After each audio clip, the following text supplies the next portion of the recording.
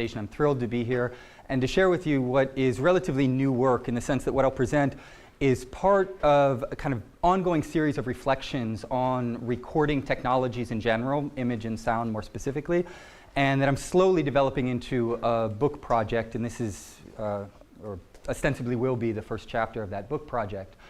The structure of my talk today will be somewhat heteroclite, and so I'll just preface my remarks by saying that in many ways, what I'll present follows the apparent structure of a lot of the early Louis Buñuel films, where there's a prologue, there's an epilogue, both of which are very short.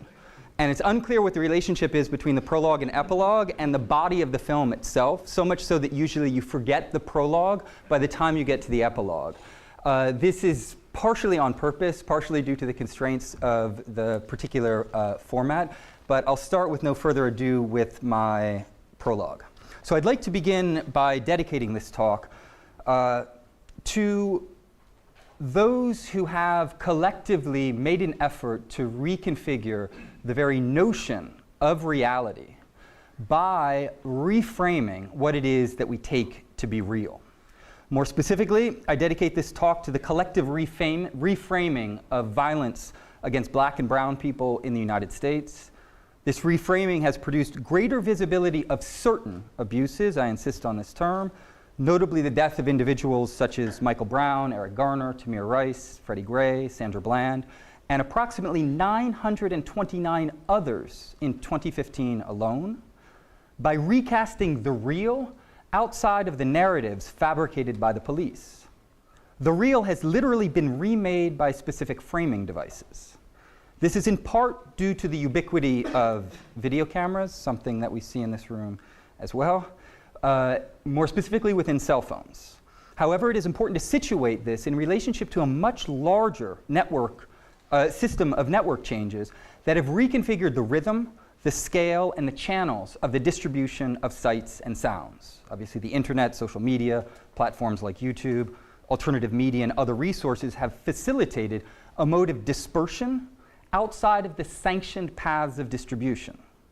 We must not, however, assume that this reframing of reality has simply resulted from the increased presence of certain forms of technology in society. People are the ones, for the most part, who are actually doing the filming, posting the videos, performing direct actions, and demanding change, often at great personal expense. There is a heightened political awareness, then, of the power of frames to contest the policing of the real. More and more people are conscious of the fact that as soon as you see the police, you need to start shooting film, that is. This is, according to Chris Marker, the most sensible weapon. He makes this claim in reflecting on his life-changing film, The Sixth Side of the Pentagon, which documented a major turning point in the escalating US protests against the war in Vietnam. The title of his film refers very specifically to the power of reframing, for it is based on the following Zen proverb, quote, "If the five sides of the Pentagon appear impregnable, attack the sixth side," end quote. Marker writes, during those years, I came to the conclusion that the only sensible weapon against the cops could be a film camera. Not that glorious, but at times efficient. With a small 16mm contraption, stolen from a UNESCO drawer, I caught my first demo footage, rather fuzzy, stealing light from the television people. Fascinating formulation, particularly in the current context, in which he's stealing light from the spots on which light is cast by the televisual networks. The quote goes on to read, "And that was a turning point in my film career," that despicable word. In another time, I guess I would have been content filming cats and girls, but you don't choose your time, end quote. Finally, I would like to note that we need to be vigilant regarding the ways in which the creation of new forms of visibility almost inevitably produce spheres of invisibility, according to a certain logic of the frame. We must not forget all of those who have been indiscriminately gunned down in the shadows and whose deaths were not filmed and circulated to contest official narratives. We also need to be attentive to the functions and consequences of the sensation apparatus of the mass media. It often has balloon effects that distend and expand particular sensational events that ultimately dissimulate the deep-seated systemic problems that have generated it, or generated them, I should say.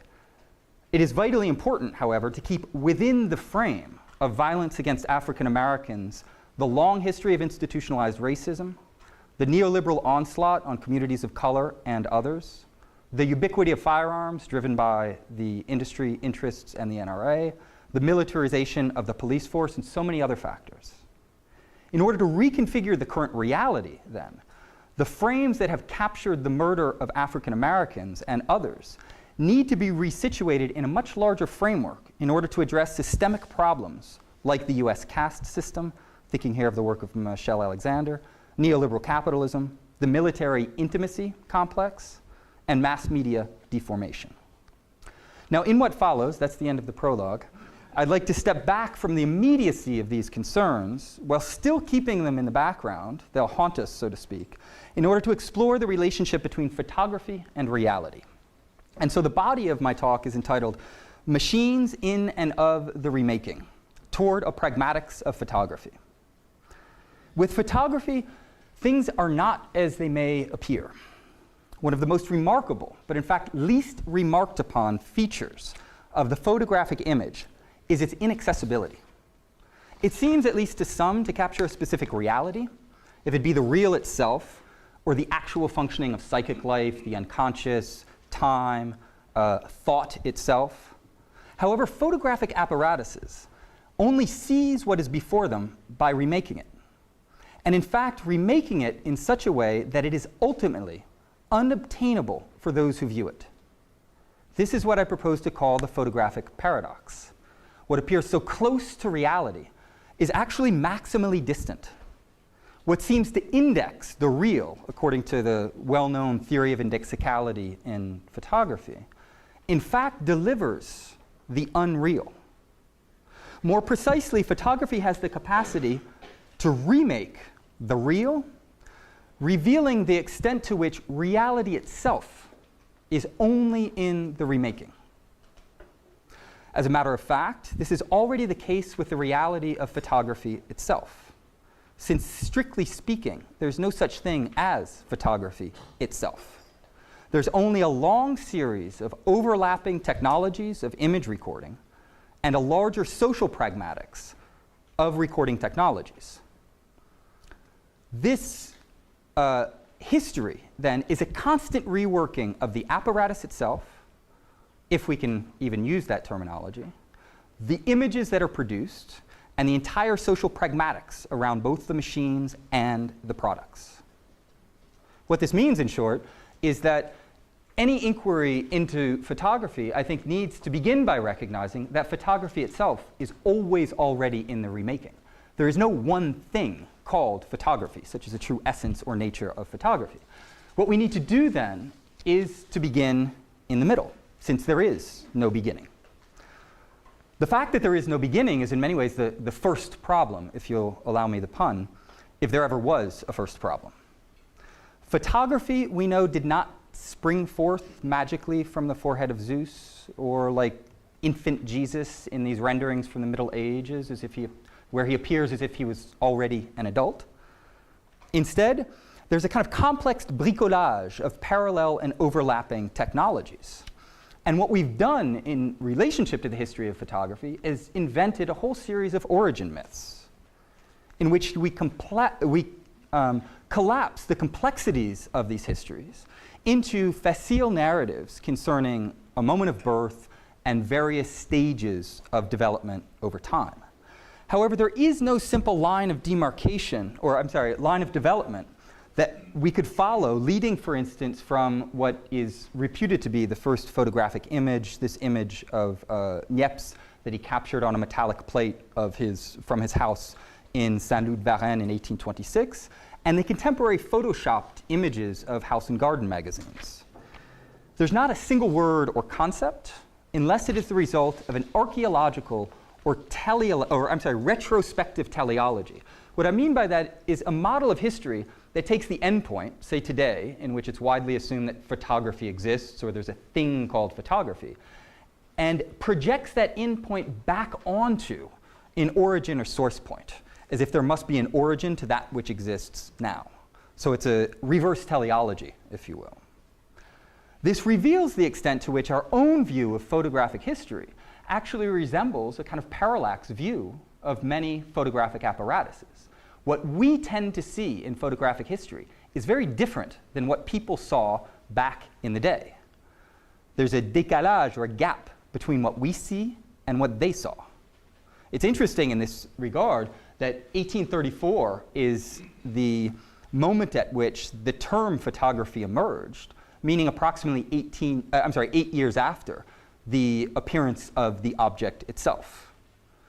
In the 1830s, the terminology that was used, and this continued through the mid-19th century, was that of daguerreotypes, calotypes, collodion or wet plates, and other procedures for capturing images. So there wasn't a singular term or concept unifying these disparate practices. This is one indication among many that photography has always been in the remaking, which includes not only the apparatuses, but also the concepts, the social practices, and the institutional frameworks, the networks of circulation, etc. Strictly speaking, there is no such thing as photography itself, or the camera, or the photograph.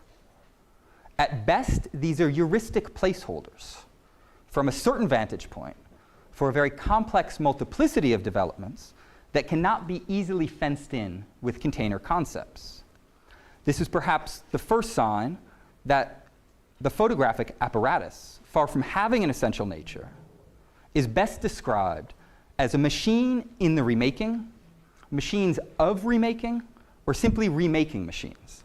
And I'll allow myself, this isn't only my own intellectual pretension as a philosopher and my love for neologisms, but to reference the expression in French, machine à refaire, because it encapsulates all of these meanings in a singular expression. It's a machine à refaire is a machine to be remade, so constantly remade through time, but also a machine that does remaking, that remakes things, if you will.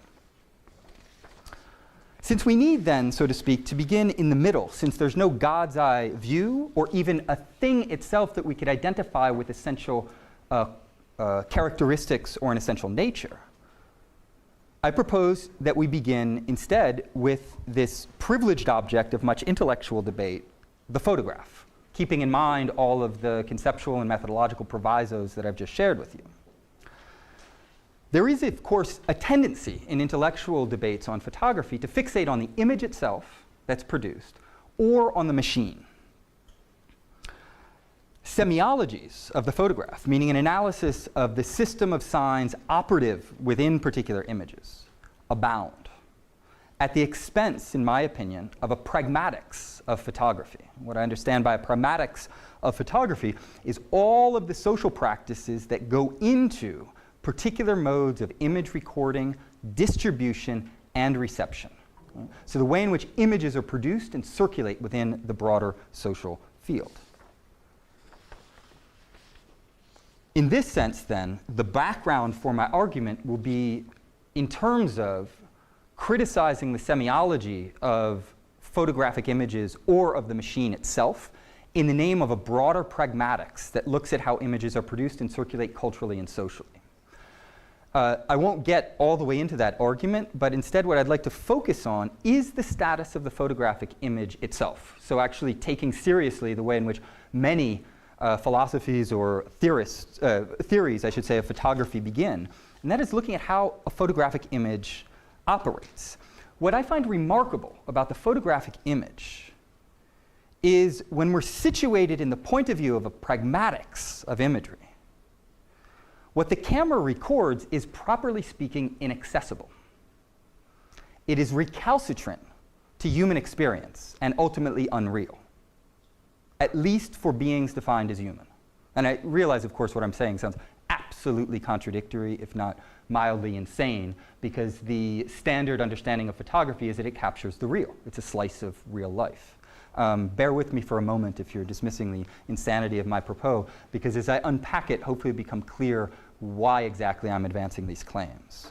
Now, to begin with, photographs, according to the common sense understanding of the term today, remove the sight, the sound, the smell. I'm sorry, I shouldn't have said sight.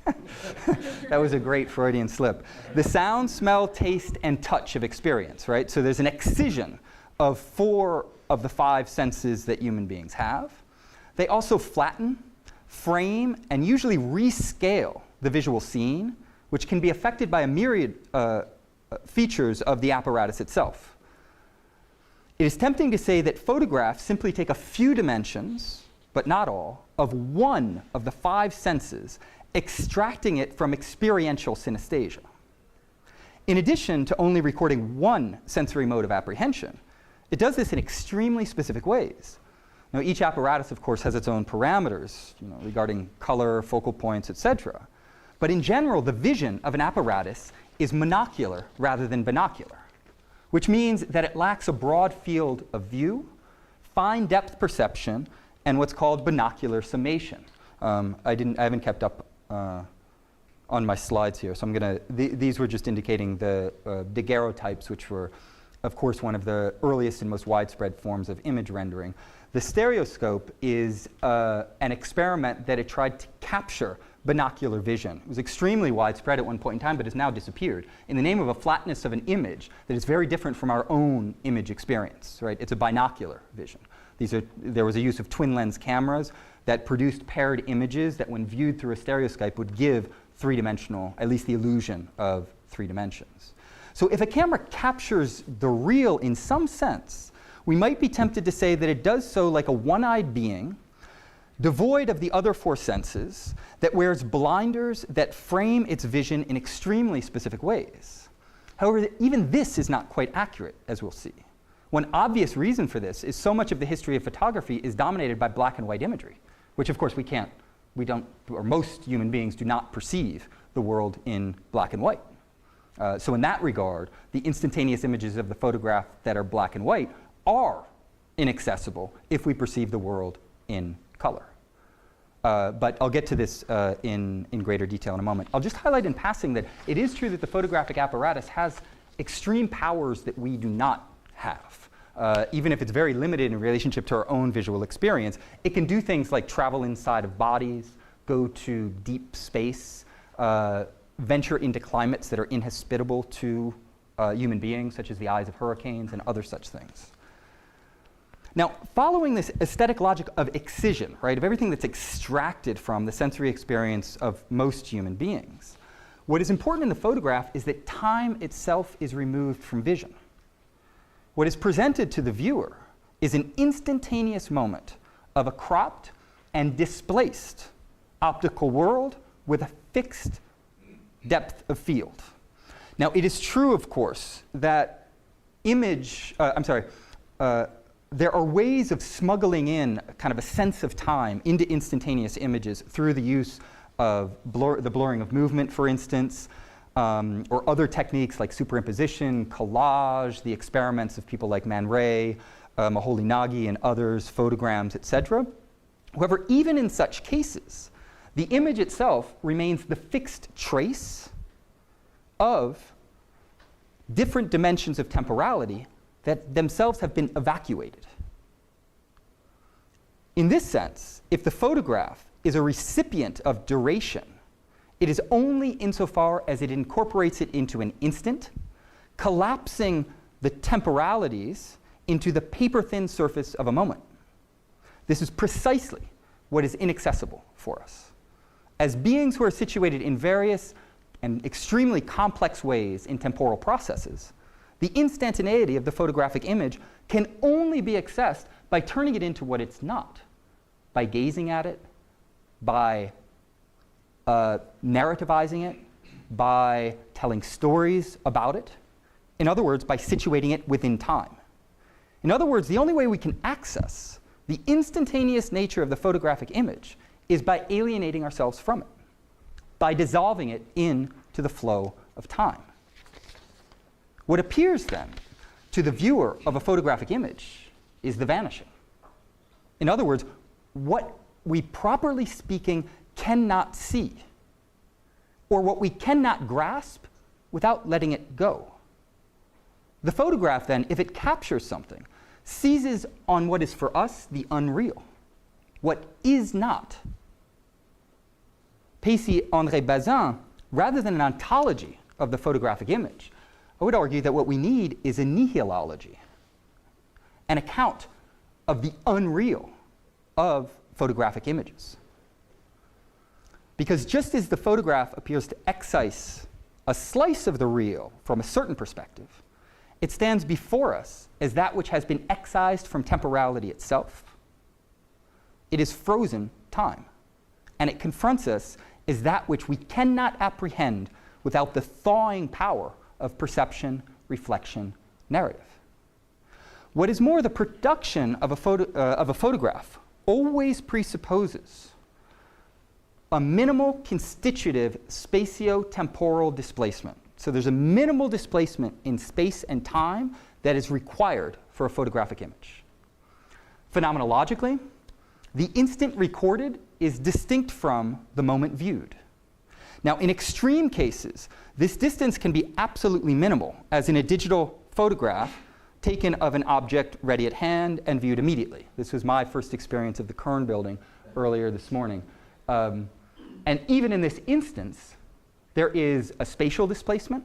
Obviously, we're not where I was when I took this photograph, and a temporal displacement.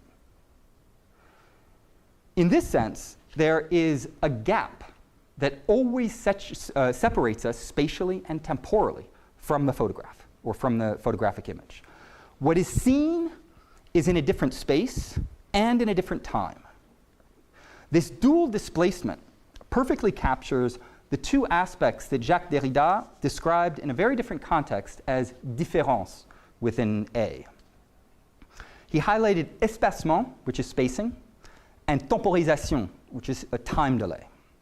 And for him, they function as the movement allowing for the possibility of signification, i.e. processes of semantic differentiation and deferral that produce meaning.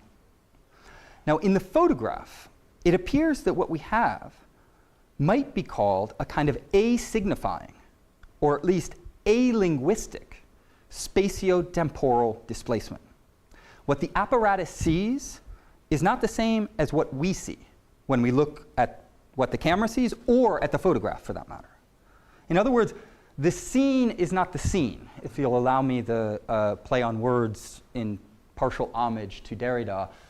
The scene here, S-E-E-N, is not the scene, S-C-E-N-E, in the sense that what is seen before the apparatus is not the same thing as the scene constructed in the apparatus itself.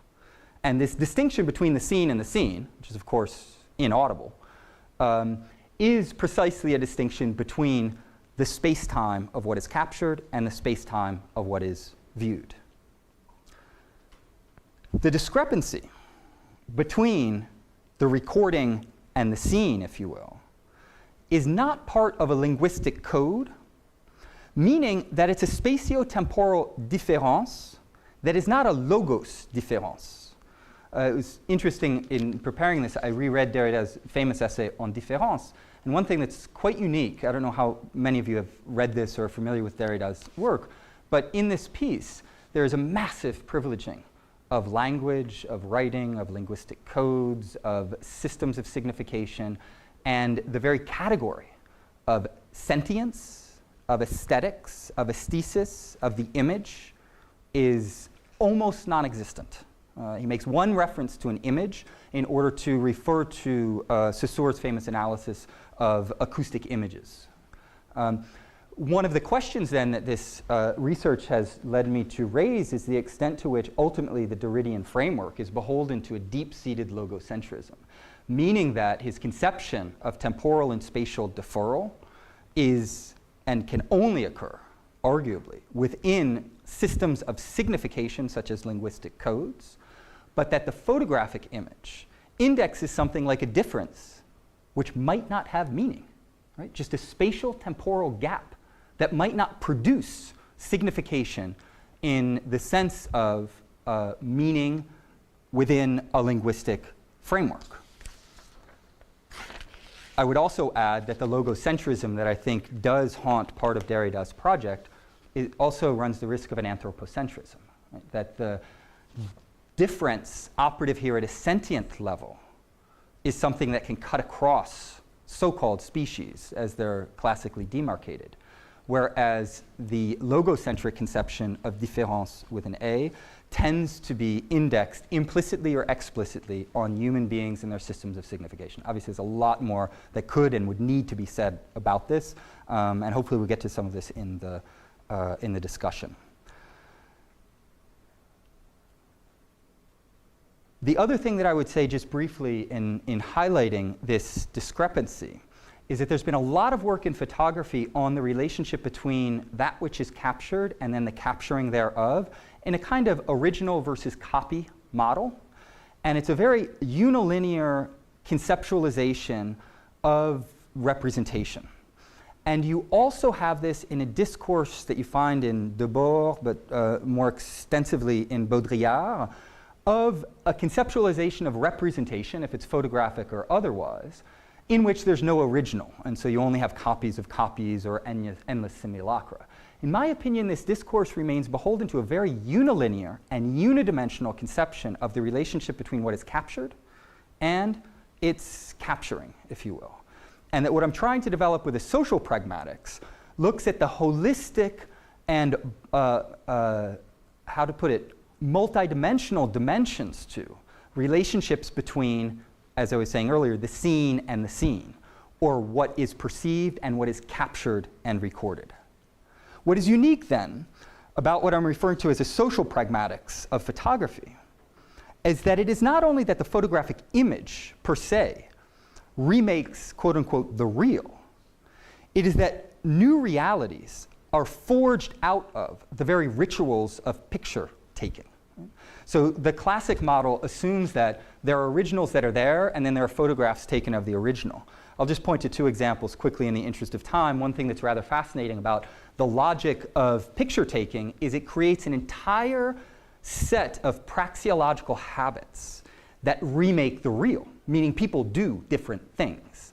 They go to a museum not simply to gaze at the pictures, but to take photographs of the picture. Where this is a famous Thomas Struth, who is of course a professional photographer, an artist photographer, if you will, who's taking a picture of people taking a picture of a picture that has been painted. Right? So there's an entire pragmatic constellation of points of agency. Diane Arbus' famous self-portrait here when she found out that she was pregnant, or this is one of my favorite examples of modes of pose that incarnate the ways in which privileged objects, such as an AK-47 with a bayonet and a parakeet and sunglasses, will give people a kind of immemorial image of themselves or who they have always wanted to be or could potentially be at some point in time. Meaning that this type of image, it's very, very unlikely that it would have been created in a world in which photographs, or at least the capturing of poses, because portraiture and painting has existed for quite some time, did not exist. So the very logic of the pose points to the ways in which the photographic apparatus remakes what it is that we do in social reality. It's quite an odd thing when somebody gets out a camera and you're supposed to stop and look at the camera, make certain gestures and expressions and not others. If you tried to photograph small children, you probably have encountered this on numerous occasions when usually they don't want to make the faces or stand in the poses that they're supposed to. This then speaks volumes, I think, about the reconstruction of social reality through a particular technological apparatus and the practices linked to that apparatus. Mass culture is, of course, another instance of the ways in which images themselves reformat our very notion of what is real, and largely at a pre-linguistic or paralinguistic level. So things don't have to be said, because images can often communicate at a level of sentience in which they don't have to be made explicit because they're absolutely transparent. Images tell us things such as, this is sexy, this is hot, this is not, this is what women do with their bodies, this is what men do, these are the colors of people that we see or that we should see or that we should want to be like. And there's a way in which images themselves, particularly in the mass media, tap into a level of a reality that's not only the kind of social practices, but can tap into the deepest levels of libidinal investments, unconscious desires, senses of self, and reconstruct that reality in extremely powerful ways. A great example of this is the prevalence of pornography. One of my outstanding book publications that I probably should never get to if I want to pursue a career in philosophy, is a counter-history of film. Because one of the remarkable things about the history of film is that the most widely produced mode of film in the world, in the history of cinema, is by far pornography. It outshines all other genres by far. And in that regard, one of the things that's powerful not only about what we could call kind of pornographic images of the media, but more blatantly pornography itself, is that it taps into libidinal investments and desires at such a level that it doesn't simply imitate the real or imitate something that is happening. It remakes us as very real libidinal and desirous beings. So it's an excellent example, I think, of the extent to which photography is not simply capturing something that could be purportedly real, but actually remaking it in radical ways, revealing the extent to which there might not be a reality that's there in the first place that's being remade, but rather constant processes of remaking. So in the interest of time, I will jump then to my epilogue, which again will be a bit of a disconnect, but hopefully the overall set of concerns will come back to bear.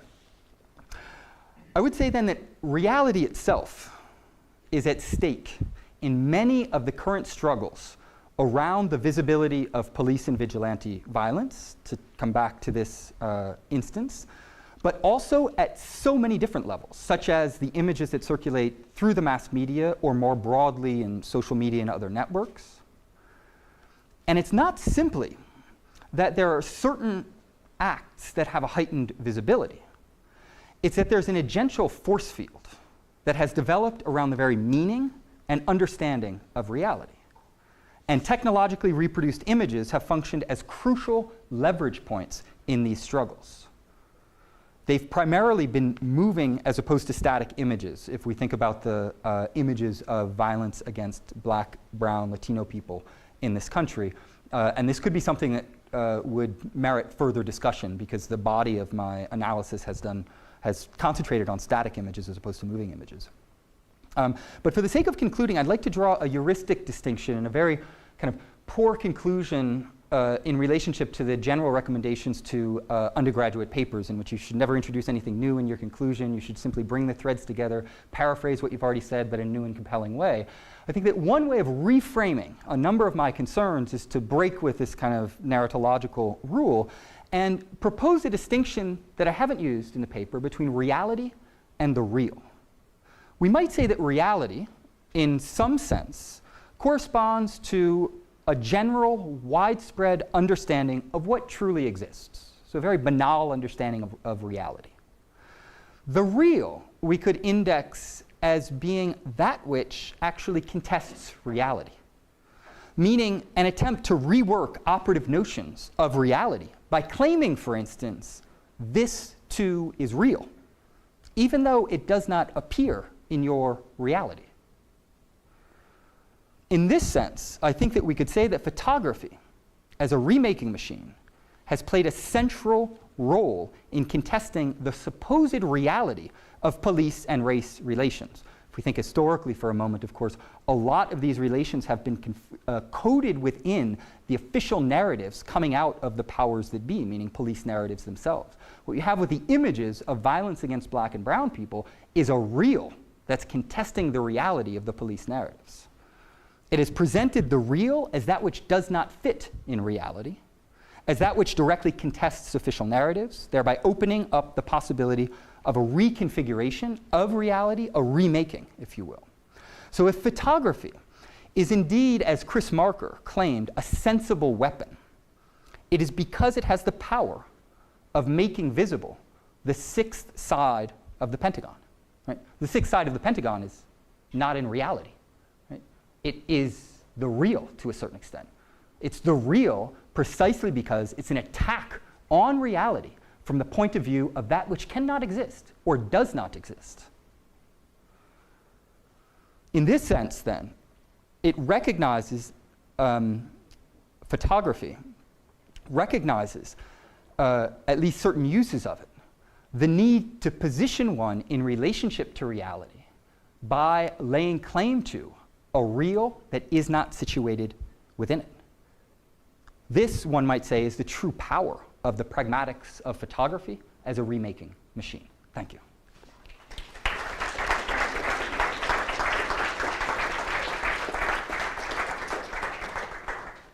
This would be a perfect instance for me of the ways in which a photographic image can powerfully leverage our conceptions of reality.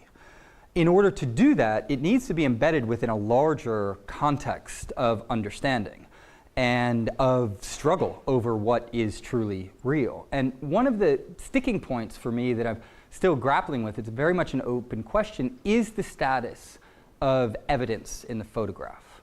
Because at a certain level, there is light hitting an apparatus, and that light can be manufactured, it can be reconfigured in various ways, but there are also things that are beyond the control of the apparatus or the person manipulating the apparatus. And that's the kind of evidentiary status, if you will. It only properly becomes evidence when it is inserted within a narrative, right? When people explain what's going on. If you show a photographic image to someone who has no conceptual or linguistic framework, then it operates very, very differently.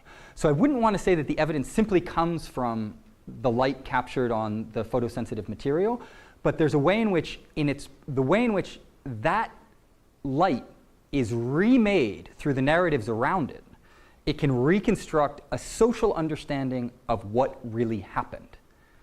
And that's what I see being quite powerful in the number of filmings of violence against Black, Brown, Latino, trans, a number of communities in this country, is that I don't think that this would be possible in the same way, or would have been possible in the same way 20 years ago, for very different reasons.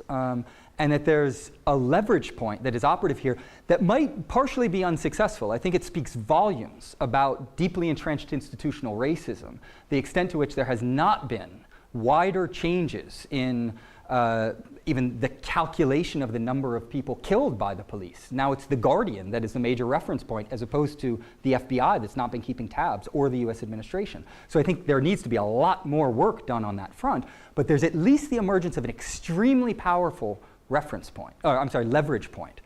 And that leverage point is related to evidential traces, if you will, but it's also related to the narrative inscription of those evidential traces.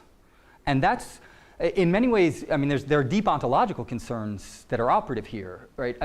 I don't think that we have a simple kind of materialism or a kind of idealism in which the camera operates like the man capturing the world, nor even a kind of transcendental philosophy of that would bring the two together, but instead a force field in which there are multiple sites of agency that combat the very understanding of what the real is. Because reality, as I understand it at least, is not a given. It is something that we're constantly socially negotiating and renegotiating. And negotiation isn't simply a kind of stand-in for rational debate. These can be violent modes of renegotiation. It's because images, as I understand them, don't have an inherent power unto themselves. That power is always negotiated and renegotiated through an entire lens of spectatorship that is not unique. And people will see and interpret these images in extremely different ways. What's interesting about some of the images that you point to is that they can operate as powerful leverage points, but not necessarily as universal leverage points. Some people would see Emmett Till, and certainly did see Emmett Till as well. That's, somebody who deserved to die. And I don't think there's a political guarantee in this regard. Jonathan and I were talking about this earlier. One of the things that I develop in this earlier book is a critique of the talisman complex. And for me, the talisman complex is the assumption that there are certain privileged objects that have been created that have a talisman-like power to politically transform the world. And I think this is a misguided, superstitious idea about how images, works of art function. Works of art are sites, and photographs and images are sites of social struggle. And so the most that we can do is to struggle around the very meaning of those images. And I'd just like to articulate, further emphasize one of the very important things that you highlighted is that since there's no guarantee and the struggles remain open, there are many forms of co-optation I think we saw this most recently in the young Syrian child who washed up on the shores, became an enormous focal point, functioned, that image was extremely powerful for mobilizing a certain discourse. But not all aspects of that discourse, I think, were politically helpful or pushed in beneficial directions. In many ways, it collapsed some of the larger concerns about the way in which immigration is fueled by neoliberal economics, the destruction of so many parts of the world in the name of war and profit and things like this. And so even powerful images that can mobilize in a way that some of us would find helpful can have effects that co-opt them in ways that are arguably very pernicious. In short, I see images as battlefields. And agency I do not understand at all in terms of the standard philosophic oppositions between freedom on the one hand and determinism on the other, or subject versus object, or human beings versus those who don't have this, freedom, or whatever else you might want to call it. So agency, you could say, is, I don't use that vocabulary because I also think there are problems with the vocabulary, but we could call it post-humanist, if you will. Agency is by no means something that only human beings have. If we didn't have the cups on this table, the drinks would be pouring all over the place, and most human beings couldn't do much about it. So the agency of the cups is actually quite helpful for keeping the beverages contained. In this sense, I have a kind of relational and multidimensional conception of agency, in which agencies operate in a broader force field, and they redefine themselves in relationship to other agencies. And so it's not that there's an agency of the camera, an agency of the photographer, et cetera, but there are heuristic points that we can identify as nodal points in an agential field. And agencies vary not only in terms of their sites that we can identify, but also their strength in relationship to other agencies, their ranges, et cetera. And so in that regard, what I'm calling a social pragmatics is an attempt to give a multidimensional account of the agencies, in the plural, operative in the technological practice of photo taking. And this is not, to use the non-gender specific classic terminology, man and machine. There are ways in which agencies are operative that cannot be identified and indexed simply on this is the machine and this is the human being using the machine. So I really appreciate. Concerning transnational affect, I do think the affect in general is a fascinating category to concentrate on in the case of images and image circulation, and is a kind of realm of research, if you will, that does contest a lot of the kind of semiological approaches to photography and the focus on codes, on linguistic framing, on narrative, et cetera. It is also quite a complicated territory or a variegated terrain. Because to speak of transnational affect, for instance, I think we have to start by doing it in the plural, because there are so many different affects that are operative. And there's a way in which vehicles can at once be a kind of, images can be a vehicle for certain modes of affect. They can also be affectually charged in particular ways, but the registering of that affect can vary considerably based on culture, time, place, etc. And so what you were saying precisely about a kind of Western liberal gaze and the affect affiliated with that, I think is key for understanding how some of these images function. And that field of research, it's not something that I've done myself, I think it's fascinating. Because it shows the multivalence of photographs. They have different meanings and different affects and different charges and different contexts, but also the extent to which certain images that are supposed to just be, good images because it's a child dying and everyone's feel for the child, can actually have quite nebulous and pernicious political affects that are vehicled by those images. Yeah, I think most African citizens have figured that one out. Yeah, I'm sure. Yeah, exactly. We don't even have to articulate it. I'm sure. Most citizens of the world, probably. People understand art in the contemporary socio-historical conjuncture is in terms of a certain refined type of cultural production, usually by a creative genius or an assortment of creative geniuses, that is then presented within a kind of exhibitionary framework. And so if you say art or you say aesthetics, it evokes things like people creating beautiful objects for other people to consume with their gaze. One way of understanding, and I'll just leave it at this to start with, the shift that we're interested in is an understanding of aesthetics that radically breaks with this apprehension of art and renders it as a cultural, historical, and socially specific understanding of a much broader phenomenon that it actually forecloses, that it actually renders invisible. And that is aesthetics, in a broader sense, understood as the way a collectivity forges the entire sensorium of its experience, meaning the way in which it produces a world of visible, audible, understandable, exchangeable, communicable objects, things, and experiences. And this very expansive notion of aesthetics, which is how a people creates its universe, is largely collapsed within the current disciplinary framework and the ways in which we're intellectually trained, so that we only focus on rarefied objects of art, and we usually do it in such a way that this broader question of the sensorium is either foreclosed or sidelined. And what you have then is a reduction of aesthetics in this broad kind of Greek sense of the term aestheton, which is simply the sensory, the sensible, to a very rarefied consumerist conception of a work of art or works of art that function in a particular way within a display mechanism and within market mechanisms. So I'll turn it over to you to kind of bleed into some of the thoughts that you want to share. Yeah. Well, I want to, just to pick up on that, because I think one of this idea of the reduction of the idea of what aesthetics inhabits is also because largely the power of aesthetics are taken over, channeled by the ruling class, right? We see this in the culture industry, we see this in nationalist uses of aesthetics, in the institutionalization of all different forms of cultural production, right? Which is, often makes, it's ironic then that those same powers then feed back to us the idea that culture doesn't matter, that it only inhabits these sort of minor spaces within the world, when actually what actually happens is that it is instrumentalized almost completely, right?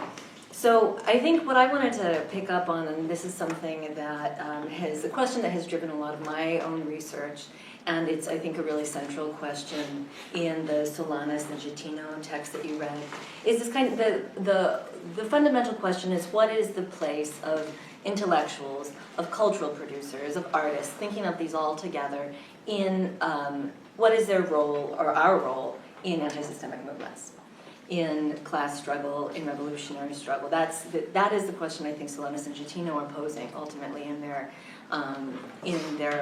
essay that you read, and what they're trying to address in the film that you saw. And I just wanted to situate this within, this is kind of a fundamental question within the larger tradition of Marxist aesthetic thought and practice. It's very famously theorized in the 1930s by people like Brecht and Benjamin, writing in the context of the Communist International. And so I want to just lay out kind of how that, thinking of this question in the way that Solanas and Gitino are talking about it, and the way that people like Brecht and Benjamin, also Augusto Boal, have talked about this, these other kind of theorists and practitioners of Marxist aesthetic theory and art making, how they reframe the question of cultural production. And again, I just want to emphasize that even we're talking about art, but by that I also mean the work of intellectuals and all different kinds of writers and cultural producers. So when the way that in the 1930s, as I mentioned, Brecht and Benjamin are writing about this, they reframe the question of the politics of art in two really important ways. And they're countering, on one hand, this kind of long-standing approach to thinking about socialist art that's associated with the notion of tendency, which basically has to do with cultural producers taking up a correct political line and representing a certain kind of political line in what they produce. But the problem with this is that a specifically socialist or communist politics of authorship doesn't emerge necessarily from just a particular content or prescribed form. And this is part of one of the big things that's kind of at stake in debates at this time, is if a kind of socialist art can be formally codified. But what the way that they reframe this question is by saying that, first of all, that the place of the intellectual in class struggle can only be chosen on the basis of her position in the process of production of culture, right? And this is important because it's reframing the idea of kind of the activist intellectual away from thinking about intellectuals as being necessarily kind of the vanguard of class struggle, by saying to think of intellectuals as a collectivity, of course, is lacking in class analysis. Intellectuals come from all different kinds of classes, oftentimes are kind of organic to the ruling class. So we can't think of intellectuals as a kind of political collectivity in themselves, but rather have to reflect on the position that an intellectual occupies in class struggle, and then from there understand what her politics would be in relationship to that struggle, right? And the second, I think, part of reframing this question, this is where we really get to one of the things that Solanas and Gitino are talking about, is saying that therefore we can't just judge the politics of a cultural producer's work based on kind of the content that it represents, but also based on how she transforms the apparatus of cultural production through her work on it.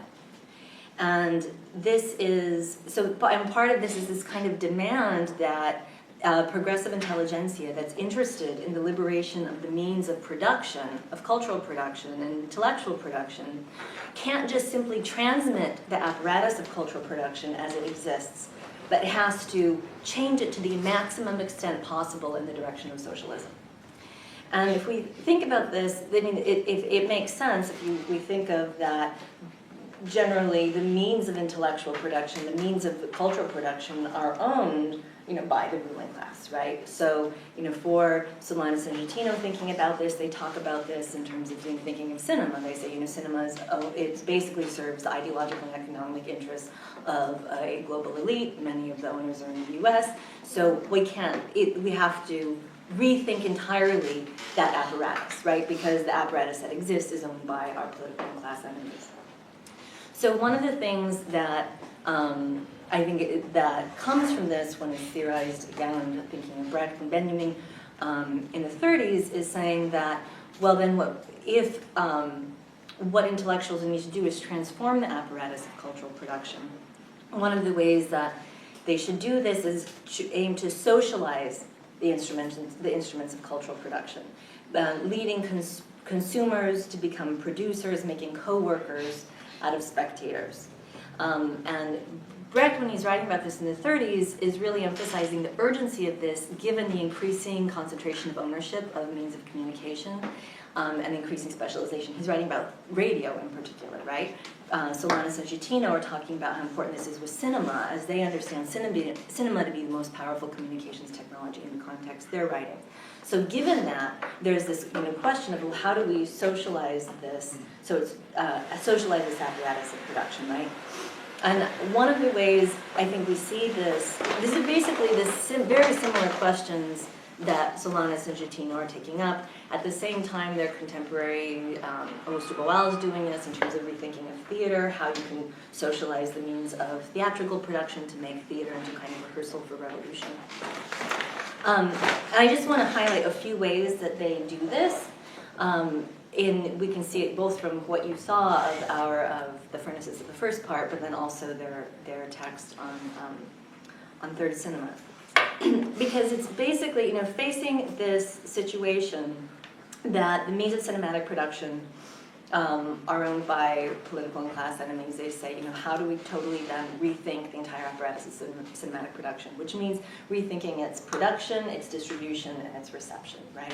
And this is something we talked a lot about in our research, and Gabriel's written on extensively, is that the cultural politics of any kind of artistic practice has to be understood across all of these domains of production, circulation, and reception. It can't just be analyzed in the context of just a form or just a kind of the content, right? So some of the ways I think that they're doing this that in rethinking what cinema could be, right? On one hand, they're obviously writing against cinema that's just a kind of form of entertainment, right? And we know this kind of to be a common critique of cultural, mass cultural production made by the ruling class as a form of sort of ideological pacification. But they're also arguing, and I think this is important, against work that only represents like the effects of social problems and doesn't address the causes. And I think this reminds me of, I think there's a really smart thing that Freire talks about, and again, he's a contemporary, and talks about kind of that providing only localized, kind of a local apprehension of what is wrong with the world, without actually giving people a kind of context to understand the causes of that, is itself a form of ideological oppression. Could I jump in just Yeah. on that? Because it overlaps with some of the conversations that we've had, particularly in the last session. One of the things that I think is a concern is that when you focus, just as you say, on the effects or the consequences, for instance, of something like neoliberal capitalism, and you look at modes of subjectivation without actually giving an account of how those modes of subjectivation are produced historically and materially, you can run into precisely this problem. Insofar as then neoliberalism becomes this kind of mythological bogeyman that out of nowhere has produced different types of subjectivity, but the process of that production is obfuscated, as well as the lines of friends and enemies, because then everybody just becomes a subject of neoliberal capitalism, but you don't have a way of identifying those who are actually responsible agents in its perpetuation, and those who are simply the passive recipients of it. Yeah. And so I think that it overlaps with some of the earlier conversations, but I didn't mean to cut you off. Yeah, no, I think that's, because that's something, you know, we've been talking a lot about as a kind of common form of cultural representation about neoliberalism there is a kind of one tendency that it tends to be a description of the kind of subjectivities that it is understood to produce without understanding the kind of political, economic, and military forms of domination that are underneath these, right, that produce these. Yeah, and so at best what you have is a description of the kind of biopolitical mechanisms, but you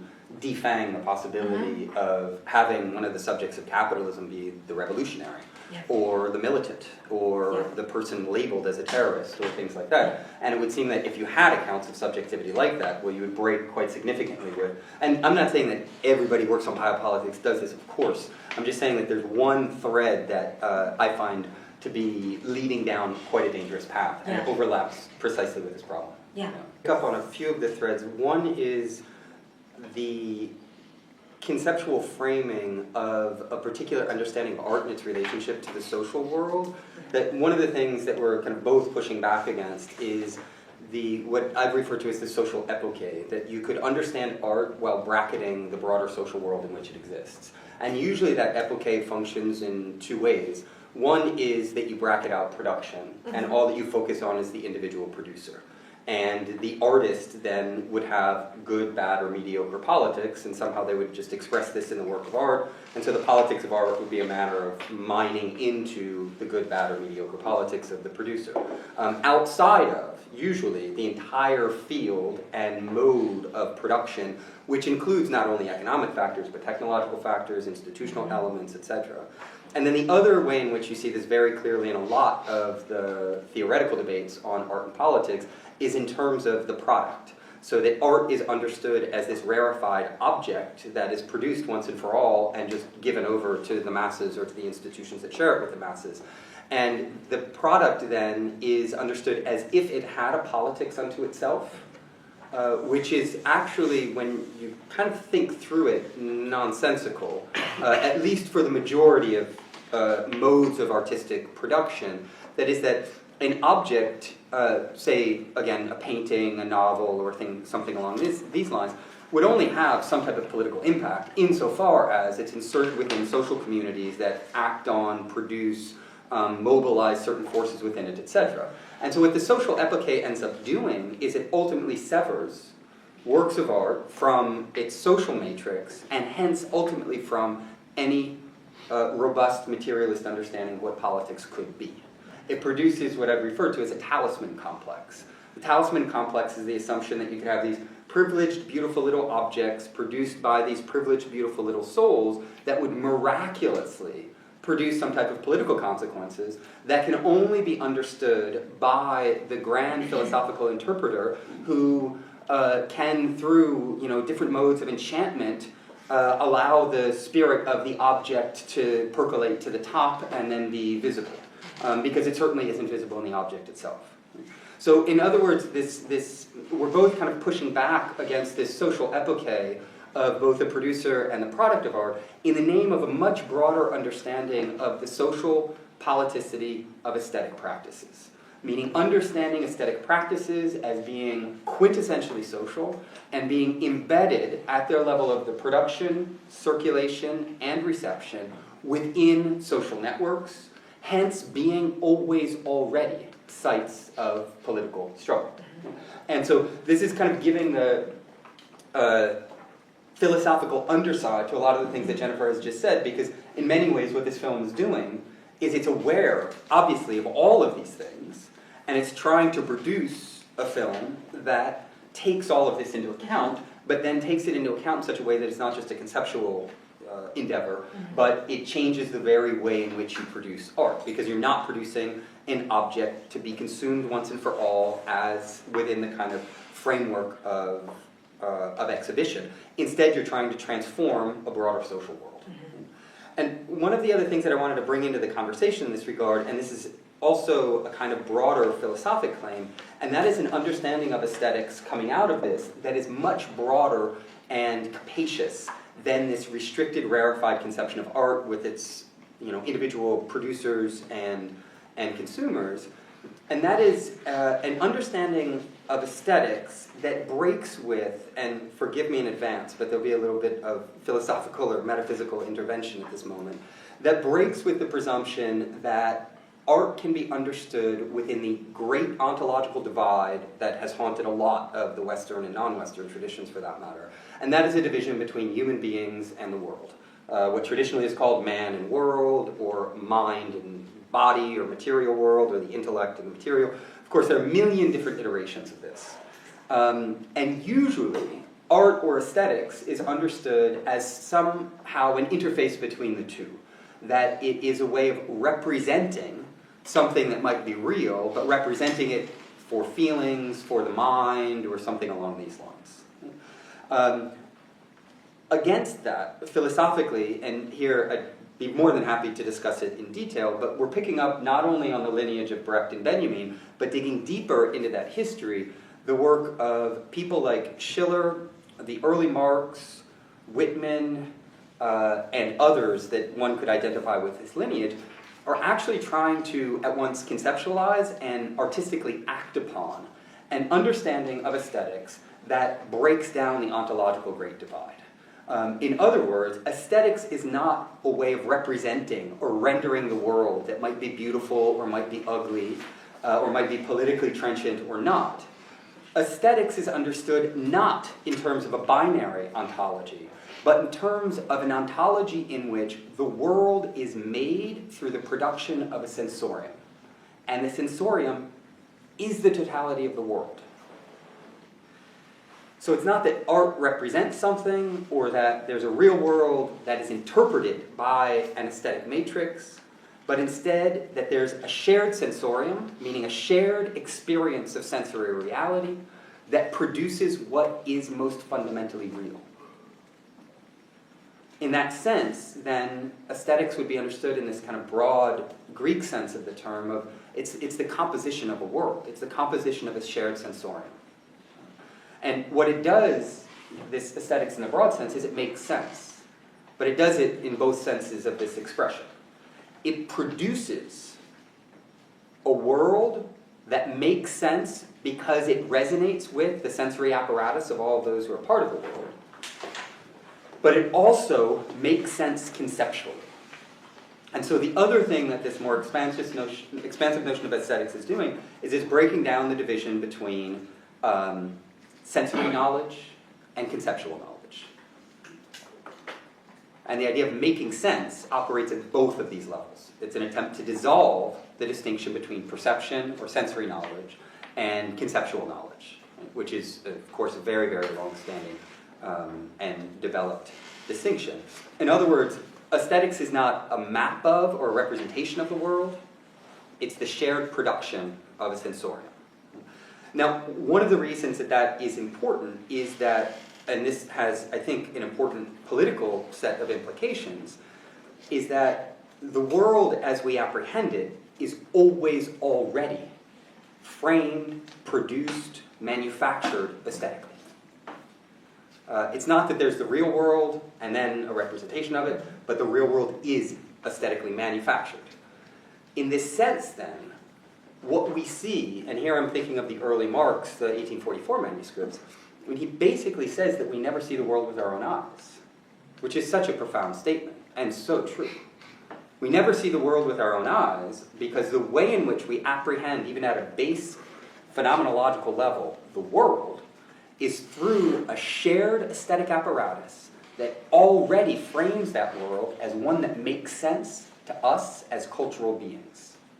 We see racialized subjects, we see gendered subjects, we see class subjects. The reason for all of this phenomenological experience is not because there's a kind of 0 point of subjectivity that apprehends the given world.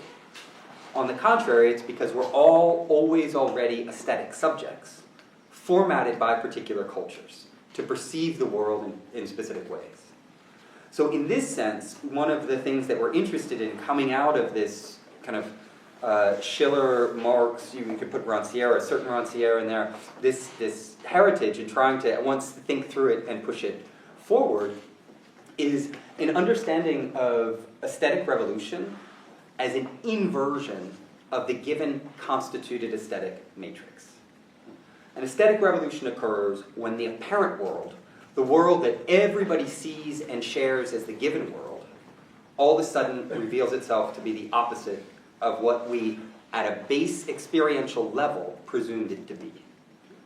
And this is why I think it's important for the work that we've been doing that it's related to certain debates on ideology, but it's by no means an understanding of ideology as just a representational set of false beliefs about the real world. Instead, it's drawing on, in Marx and Engels' German ideology, a materialist conception of ideology in which they describe the core functioning of ideology in terms of a camera obscura. A camera obscura that literally turns the world upside down, but does not tell us it's turned the world upside down.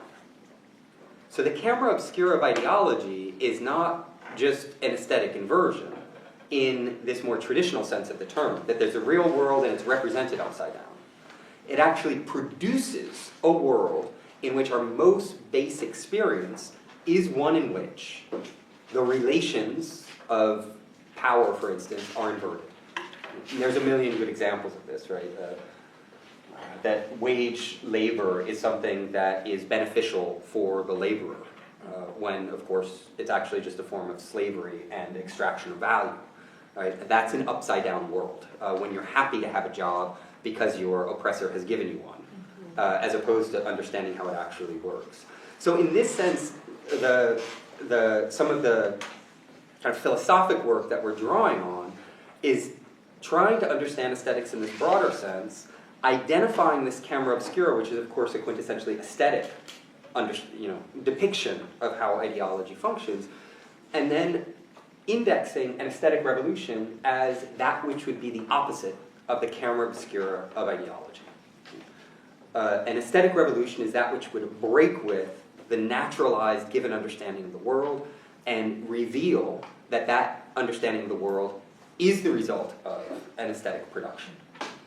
And so I might just leave it at that because I think that there's aesthetic revolutions, we've been talking a lot about this, can occur at different levels. They vary depending on reception. There's nothing given about them in the sense that you can't just point to one example and say that this is what an aesthetic revolution is for all time.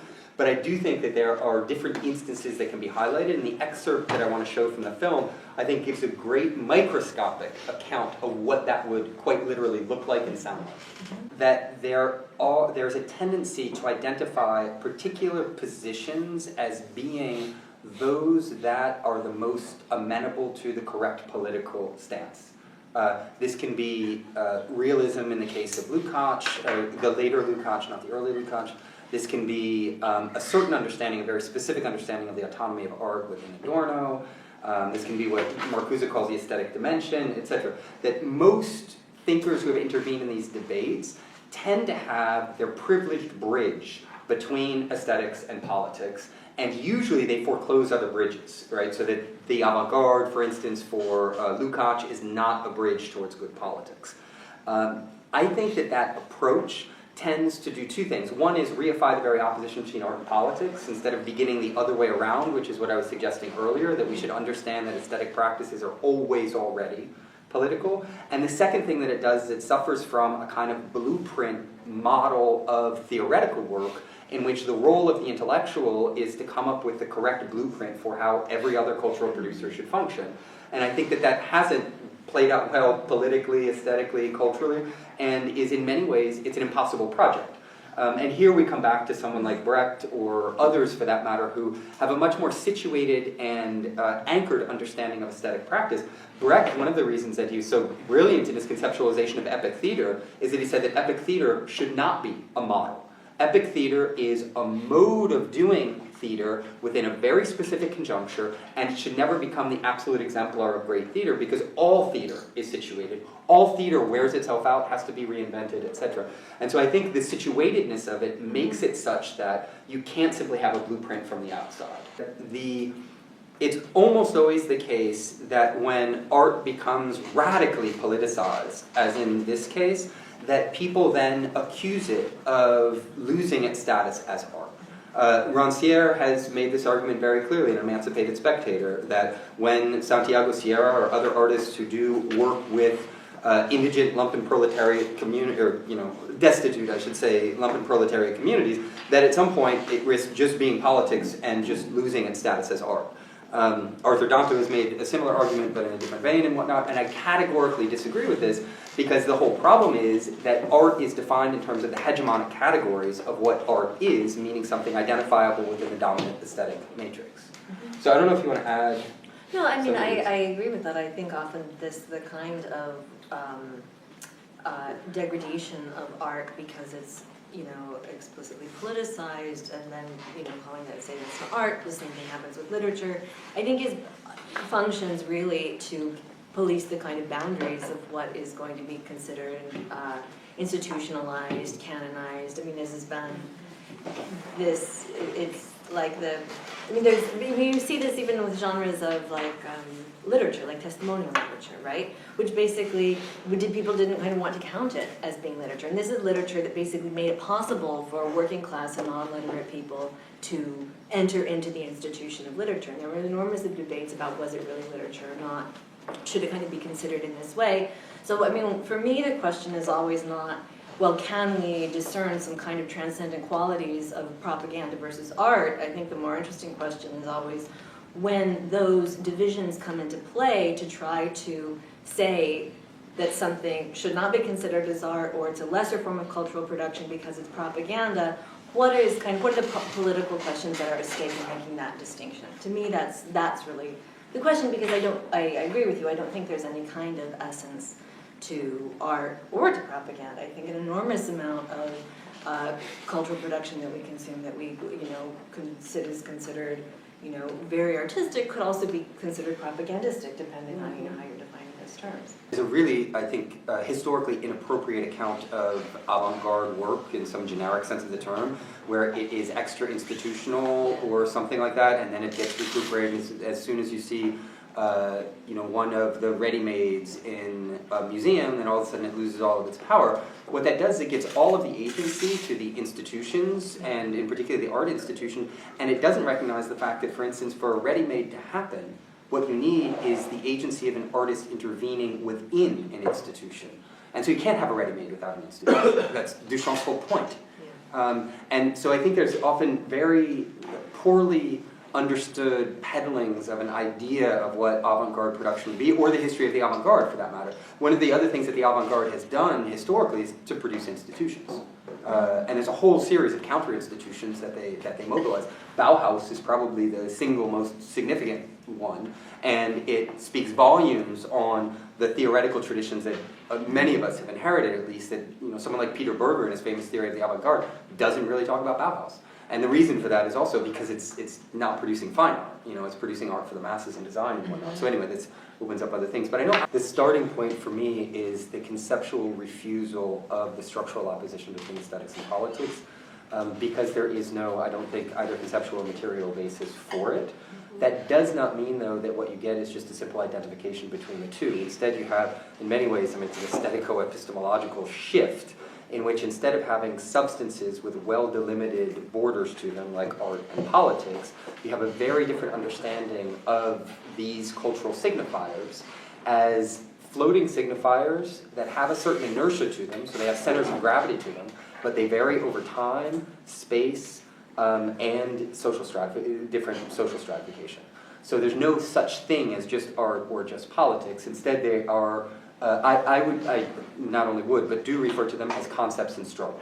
Right? Now that doesn't mean that, and I'm not just ignoring the question or like muddling it, it doesn't mean then that there aren't centers of gravity to these things as they're used in a particular conjuncture. So we have an operative understanding of aesthetics that most people would admit at some level. And I'm fine with that. But what I think is important is that if you desubstantialize the categories, then you can look at the ways in which practices materially operate. And looking from a materialist point of view at how the art world in New York functions, it is not an easy task to say, well, this is the political and this is the artistic. On the contrary, there's a kind of intertwined set of matrices in which sometimes they're inextricable, sometimes there are slight differences between the two, if you want to use kind of operative concepts of them. And so what that means overall is an understanding of the ways in which even the common sense understanding of aesthetics is, in all of its different dimensions of how it's produced, circulated, and received, constantly intersecting in various ways with the common sense understanding of politics. And then what we need is a different cartography of those relations that's neither based on the substantialist understanding of an opposition, nor is it based on some type of conflation where it's always already the same thing, but instead a kind of striated topographic account of all of the different ways in which they interrelate. And then to actually answer the question, because I haven't at all yet, it's that if aesthetics wasn't so politically powerful, our dominators, our oppressors, wouldn't be using it so efficaciously all of the time. And wouldn't be so invested in it. Because in many ways, when you want to understand how people are subjectivized, look at the culture industries. That's how they're formatted. For the high cultures, that can also be going to art museums and feeling edified by seeing some socially engaged art that's actually divorced from the material conditions of oppression that have produced those who then produce the art for the gaze. And so there are different ways of doing this, but I think overall there is, it's a very powerful way of forging subjects. And then the question becomes how you can produce counter forges, right? And that is, I agree, extremely difficult, and the institutional apparatus that we've inherited is not one that's conducive to it, and it's certainly not in Chelsea that you're going to find the majority of interesting things in that regard. In which politics operates as a cultural signifier within the art world, and it operates, I think, in very specific ways. I thought it was fascinating how you sketched it out, that often it's the content that is inserted within liberal art spaces that themselves provide the form, at least insofar as they're the kind of mise en scène that presents it. And then the point is that this is political art, while at the same time it often communicates, depending on the particular show. I would agree with you in general with the show Jeu de Paume. What it communicates is that somehow it's lesser art, right? And so that if you're politicized, then you're making bad art. The other thing I think that it does, though, because there's a lot of different ways in which this operates, is often, and this overlaps with I think some of your concerns as well, is that the lens of analysis is that of a moralizing, individualizing, anti-systemic perspective. What you're supposed to do is perceive the plight of others who are deracinated from the system that has produced them as subalterns, others, etc. You're supposed to morally react to that, and usually affectively react to that in a kind of lachrymose way, in which you wring your hands about, oh, these poor immigrants, if we could just have saved Paul, or whoever the starving child was. And it then completely disconnects all of that, not only from the causes, but of course from the possibility of overthrowing the system that's produced that in the first place. And so if you had an exhibit on immigration, where at the end of it there was, for instance, a list of the board of trustees or the board of the museum and a list of their investments in the various companies and war machines that perpetuate the immigration, then you'd actually have something interesting to go on. Or if the entire exhibit was structured around the idea that it's not the whole narrative of immigration politics as it's often displayed within the liberal art institution, I'm thinking in particular of an exhibit, the artist's name I don't remember, that we saw in Chelsea, is that the best thing that could happen is for this poor soul to get to the Western world and find a good job. The best thing that could happen is not that Western imperial powers would stop their war endeavors in foreign countries for their own profit at the expense of decimating major swaths of the world population and perpetuating the immigration crisis. The immigration crisis has a source, it's Europe. Europe isn't the end or the goal of the immigration crisis, it's the source. And that would be a very different, and this, ultimately, the reason I wanted to highlight this is I think it's a really good example of what we're talking about as aesthetics in the larger sense of the term.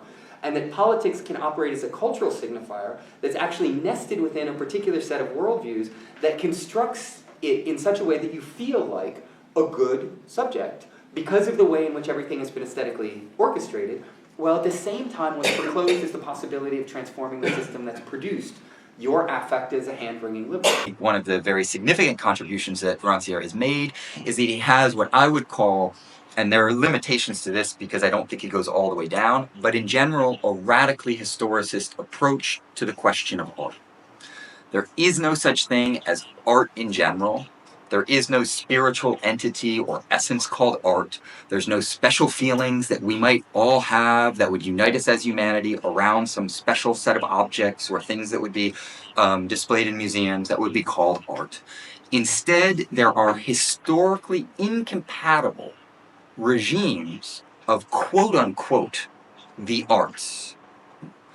And in those historically incompatible regimes, you can sense, if you're familiar with Foucault's work, the ways in which he's drawing on a kind of transcendental historiography, in which in the case of Foucault you have something like discursive registers or epistemes that modulate and regulate the conditions of possibility of discursive production, for instance, within a particular epochal configuration.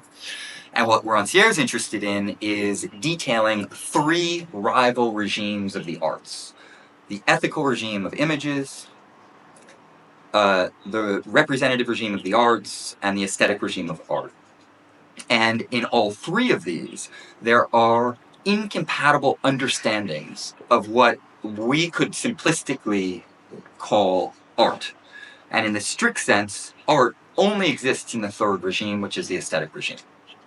Now, those regimes are historically constituted, but in a way that's quite different from Foucaultian historiography, if you're familiar with it. The ethical regime of images emerged in ancient Greece, in particular with the work of Plato, and it is a regime that is preoccupied with the origin and social role of images and their role in the ethical production of citizens.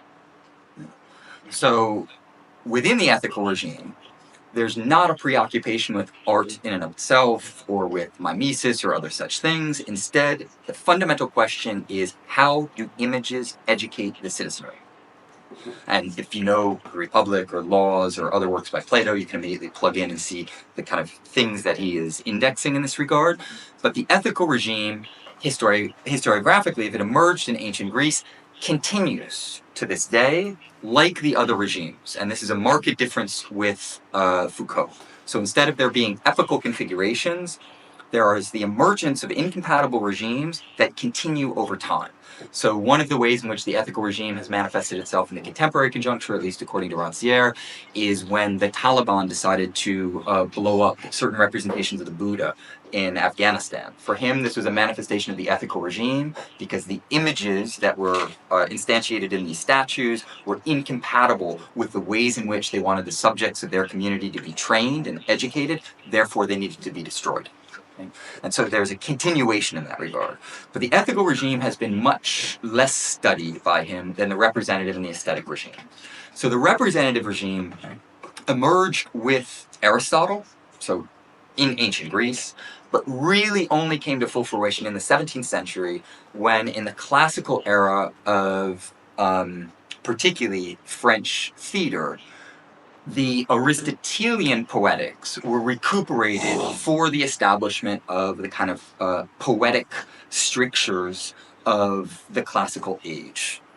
And that regime became the dominant regime really of the 17th and 18th centuries. And in that regard, he's very close to Foucault in kind of thinking the specificity of the classical age. It was contested, I'll say more about the representative regime in a second, it's contested by the aesthetic regime that emerged really at the end of the 18th, early 19th century and called into question the representative regime. And the aesthetic regime became, in many ways, the dominant regime of the 19th and 20th centuries and into the 21st century, with one very important exception, and that is that the representative regime continues. And in many ways, his understanding of what's called modern art is an endless conflict between the representative and the aesthetic regimes of the arts. And so if we were to say a little bit more about how the representative regime functions, just so that people get the kind of basics of his understanding of the history of aesthetics, the representative regime is based on a series of principles that dictate the very nature of the arts in general, but not art in the singular, because that's actually integral to what he calls the aesthetic regime of art, which I'll say more about in 1 second. The representative regime then is founded on what he calls the principle of fiction, and the principle of fiction distinguishes a zone of fictive reality from one, of fictive construction, a zone of fiction, if you will, from reality. And that distinction itself is absolutely fundamental to the way in which the representative regime functions, because art is distinct from the social order. And if you think of the representative stagings of the classical French theater, for instance, it's very clear where art is, it's on the stage, and it's very clear where reality is, and that's everything that's outside of what's actually being staged. That goes hand in hand with what he calls the principle of genericity. It's an unfortunate neologism, in my opinion. Le principe de généricité, or the principle of genericity. This is the principle according to which all fictions follow the logic of different genres, and that the logic of genres dictates how particular fictions are produced. If you know Aristotle's Poetics, of course, there are two dominant genres. One is tragedy, the other is comedy, and it has to do with the narratological structure of what is being depicted. The third principle, I'm going to go very quickly, but mainly because I want to maximize our discussion time, so if you want to come back to any of this, please do. The third principle is le principe de convenance, which is the principle of appropriateness. It's the idea according to which any representation within the representative regime should be a representation in which the characters act in accordance with an established nature of what their character would be and follow the scripted actions that are dictated by the nature of the genre that they're participating in. So everything should be spoken and acted appropriately. And that this is a key element that drives the kind of fictive compositions, if you will, because every character has their part to play, their particular role, they speak in accordance with that role, and their actions follow from their character. If you think, even if you don't know classical French theater, for instance, if you think of one of the things that he has in mind is the ways in which a lot of traditional narrative is character-driven. The characters themselves usually have a certain depth psychology that you can plug into that is related to a set of personas, if they be heroes or villains or whatever else they might be, and that the way in which the narrative unfolds is in accordance with the logic of their characters and the types of actions that those characters should perform. And if they don't perform those actions, then there's something wrong with the narrative, right? So it's this kind of representational logic. The final one is what he calls in French le principe d'actualité, which is the principle of what he'll also call the principle of contemporaneous speech. It's the idea that within the representative regime, the theater is the central locus of the representative regime, and what the theater does, among other things, is it performs efficacious rhetoric. And in doing that, it teaches the general populace how to use discourse effectively. So that the lawyers, the princes, the barons, etc., who are the upper class individuals who are attending the priests, etc., who are attending the performance are given the tools for an elevated use of discourse that allow them to mobilize that efficaciously. Right? So there's a real insistence on orality and speech and the power of discourse. Now, the reason I went through these 4 principles is that to understand the aesthetic regime, the easiest way is that it's an inversion of all 4 of these principles. So what happens with the aesthetic regime of art, which is what Rancière is really focused on, and it's his counter account of what most people call aesthetic modernity or modern art, which is a term that he rejects, and I think rightfully so, and I think it's one of the most powerful contributions that he's made, is he's really attacked the extremely dogmatic and very widespread doxa concerning the nature of modern art, and that what modern art would be is it's anti-representational, it's anti-mimetic, it's invested in language for its own sake. We probably know all of the kind of standard stereotypes concerning the depiction of literary history in particular.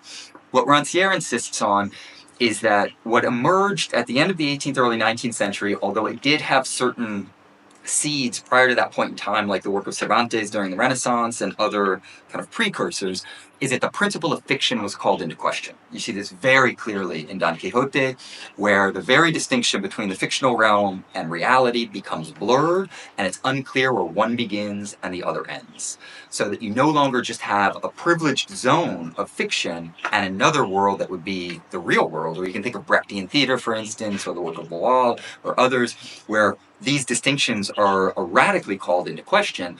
And this is quintessentially important for Rancière because one of the things that he says is that the very idea of art in the singular emerges at this point in time, and I want to come back to this, as a kind of umbrella concept to bring together a set of distinct artistic practices like theater, literature, dance, etc. And in doing that, it emerges at exactly the same point in time at which art itself and the border between art and life is called into question. And this is the fundamental paradox that drives the aesthetic regime. That art emerges as a singular practice unto itself at precisely the moment in time at which the border between art and life is radically called into question by the aesthetic regime. This is what he calls the productive contradiction of the aesthetic regime of art. And it's the reason that he calls it a productive contradiction is because many of the artists, filmmakers, etc., that he analyzes within the 19th and 20th century are dealing with this contradiction and trying to resolve it in various ways by pushing in different directions. The other principles follow the same path. So the principle of genericity is shattered due to the fact that genres no longer have a kind of internal logic to them that could be maintained for driving particular narratives.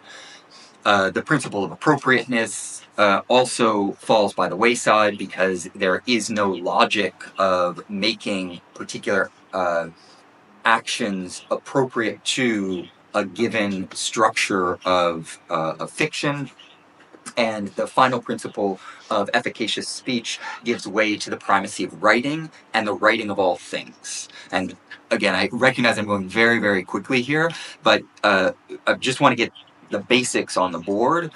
And the role of writing is really key for understanding the aesthetic regime of art, and it leads to some of the criticisms of his work, because the aesthetic regime really emerged through literature, and in particular French realism, the work of people like Victor Hugo, Zola, Flaubert, and others. The kind of, people will classify these writers in different ways, but they're generally giving a kind of realist account. Balzac, of course, is very important as well for Rancière.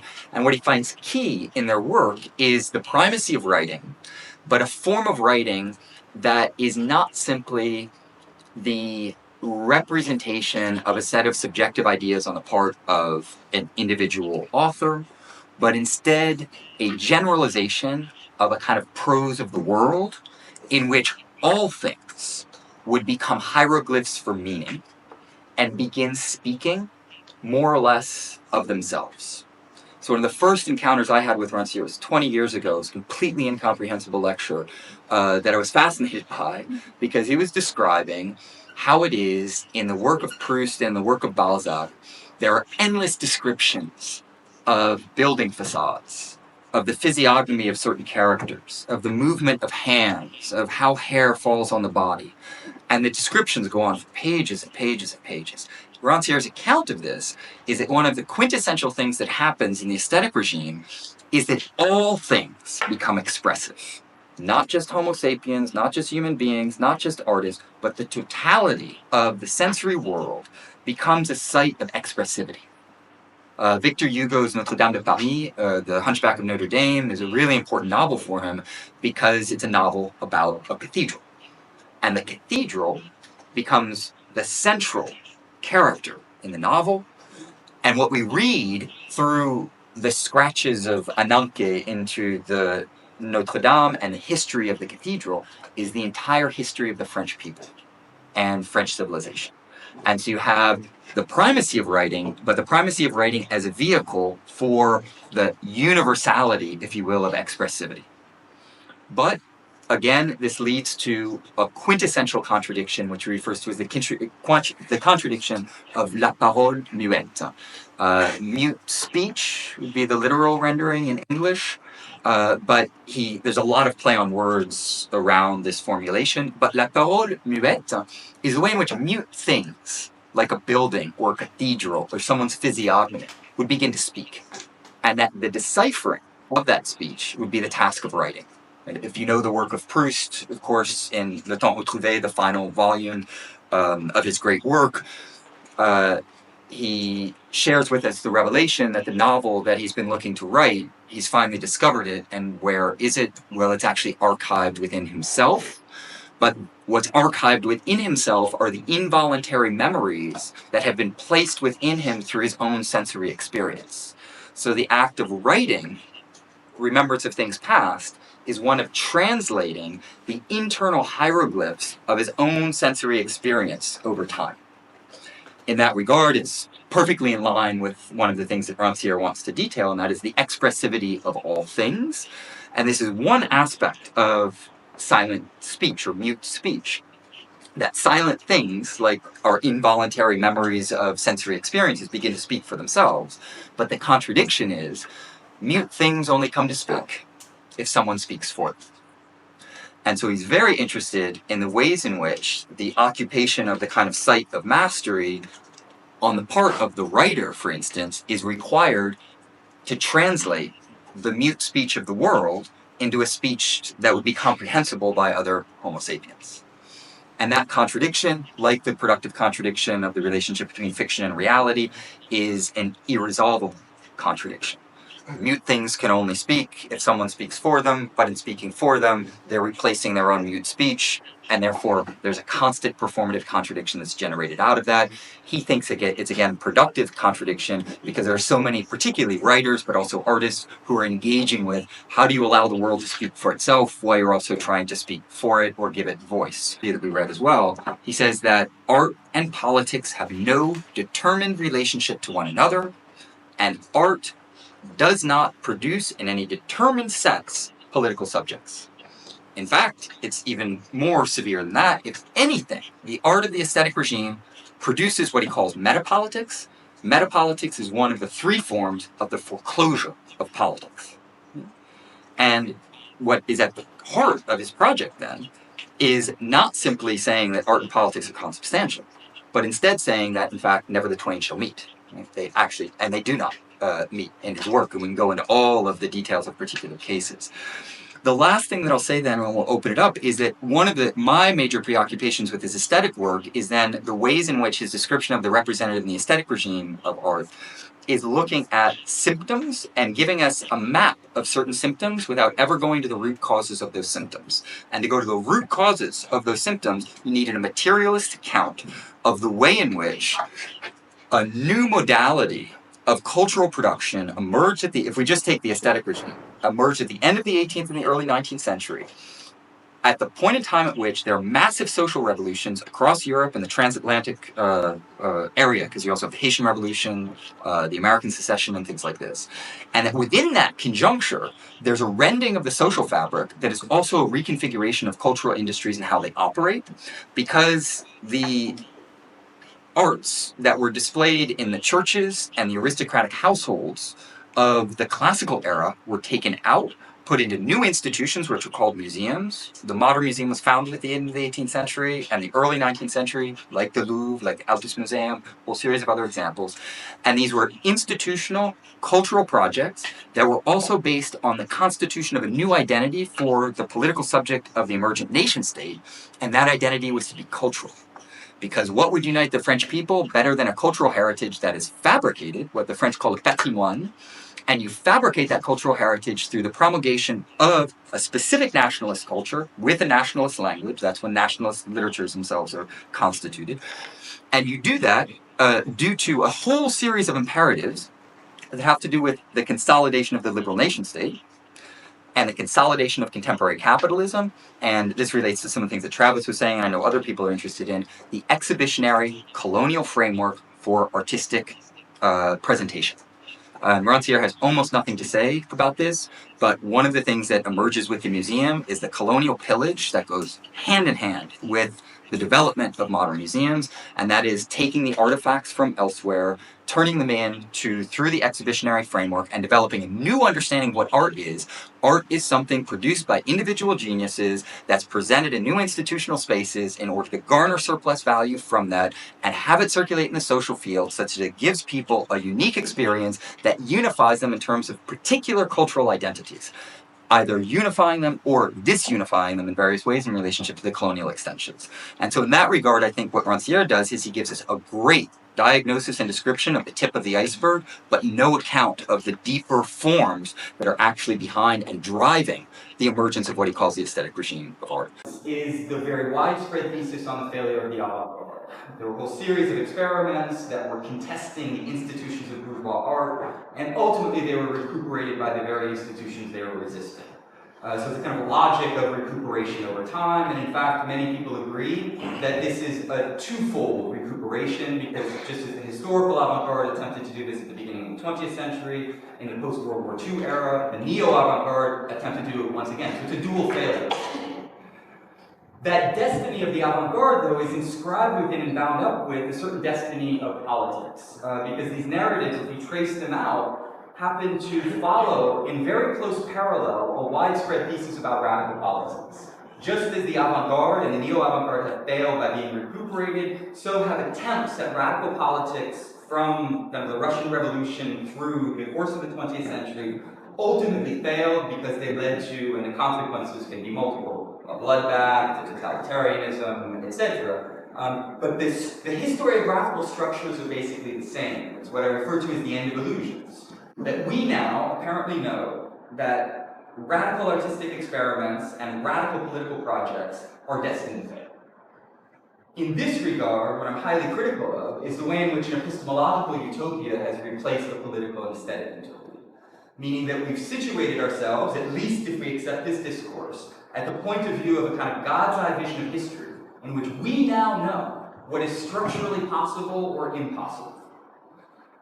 In this sense, there's a kind of epistemological hijacking of the very notion of utopia, and a historiographical hijacking. Because the point of view is in many ways, the point of view from the end of history. We now know what is truly possible. This forecloses then a whole series of alternative ways, not only of conceptualizing the avant-garde, but of avant-garde practices.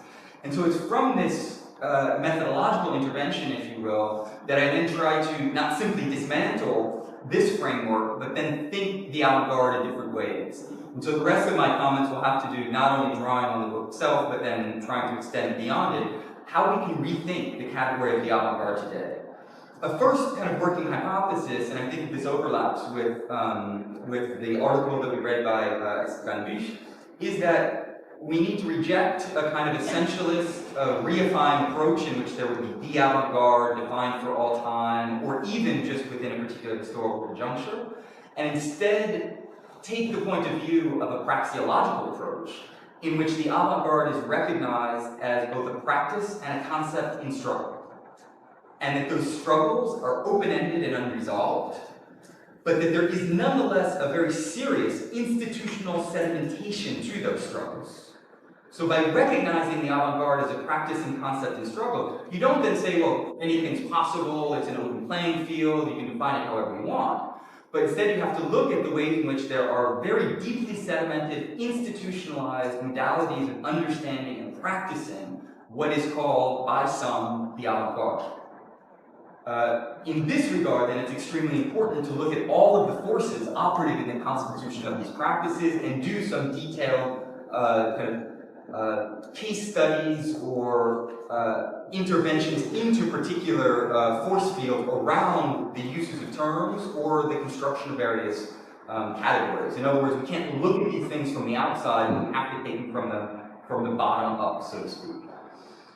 Another very important hypothesis, working hypothesis, that I'm trying to further develop outside of the book is a radical critique of the autonomy thesis. This came out in one of the earlier conversations that we had with one of our MET. The idea that art constituted itself as an autonomous sphere in the modern age, end of the 18th through the course of the 19th century, I think is a complete misconstrual of the way in which aesthetic practices were developed, labeled, institutionalized, and conceptualized. And that one of the things that we see that's very clear is aesthetic practices that actually, from a certain vantage point, could lend themselves to reversal of the autonomy thesis, which I also think would be a conceptual mistake, but it shows to what extent the autonomy thesis can't be maintained. Because one of the things that you see in the modern age is for lack of a better term, a kind of radical democratization of aesthetic practices in which public museums emerge as spaces in which people can have access to works of art in different ways than they could within aristocratic or elite structures prior to that point in time. Public music performances become more widespread. Literary developments with increasing literacy rates and the wide technological kind of diffusion of books that are well priced and that can circulate within an increasing kind of feminine bourgeois readership. All of these things are extremely important for a demographic reconfiguration, if you will, of the aesthetic spheres. So in this regard, you could, from a certain perspective, reverse that thesis. But again, I wouldn't want to go there because I think that what we need to do is recalibrate the thesis and recognize the ways in which both the autonomy or the heteronomy thesis are problematic because they both, at a certain level, try to either reify or dissolve an aesthetic sphere that is a sphere in conflict. In this regard, then, it's important for me to develop alternative historiographical and methodological tools for trying to rethink avant-garde insertions. And I'll just highlight very quickly two elements in this regard. One is thinking the avant-garde geographically and not only historically. We can't only talk about the historical avant-garde, we need to look at the ways in which avant-garde practices are re-articulated, re-inscribed within different cultural contexts, reinvented from various perspectives, and that in fact the very geography of the avant-garde needs to be radicalized to a certain extent because we can't simply remain within a kind of either nation state or Eurocentric model. Surrealism is an excellent example in this regard, in which people tend to say, oh, there was Breton, etc., and then the encounter with Césaire, and you kind of keep the Caribbean apart from the European, or as an annex or something like this. But I think that what we need is a radical geography that recognizes that spaces themselves are irreducible to geographic space, and there are spaces of artistic practice, literary interaction, that create fields that cannot simply be maintained within the kind of disparate geography of Europe over here and the Caribbean over here. But we also need an account of the social variability and social stratification operative within different aesthetic practices so that we don't remain within a simple logic of space and time, but also one of social stratification or social fields of struggle. Later in the book that I'm quite ostentatiously circulating, there is a very detailed case study of the Cold War era in America and the relationship between the American Secret Service, the American government, funding organizations, etc., and the constitution of the art scene in New York. And what I try to show is that there's not a simple space-time of the New York art scene. There's an entire field of forces and various strata that are operative within this field of forces, and we need to map it out in such a way that we don't make kind of gargantuan statements about the nature of the art scene at this point in time. Just a couple of other elements, and then I want to keep my comments as short as possible so that we can bring other things into the discussion, is that to think the avant-garde, I think we also need to exit a very widespread binary logic. That can be the logic of the establishment versus the outside, society versus the individual, good art versus bad art, high art versus low art, etc. But there's a whole series of conceptual binaries that tend to structure implicitly or explicitly thinking about the avant-garde. And one way of doing this, because I think there are a number of ways of contesting this operative logic, is analyzing the immanent logic within aesthetic practices labeled, kind of self-labeled or labeled from the outside as avant-garde. One thing that's clear is that there's a very important contestation of these binaries.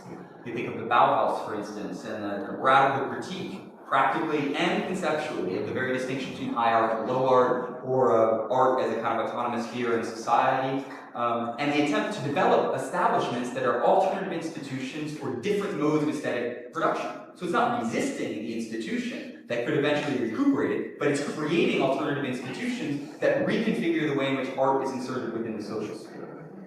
This means that it's an additional point that for me, thinking the avant-garde requires exiting what I label as the social epoche, or the social bracketing. There's a real tendency, particularly within philosophic and theoretical discourses, to reify particular practices or concepts and not look at the ways in which they are within a kind of social bath, if you will, that makes it such that the concepts themselves are part of that social field of struggle.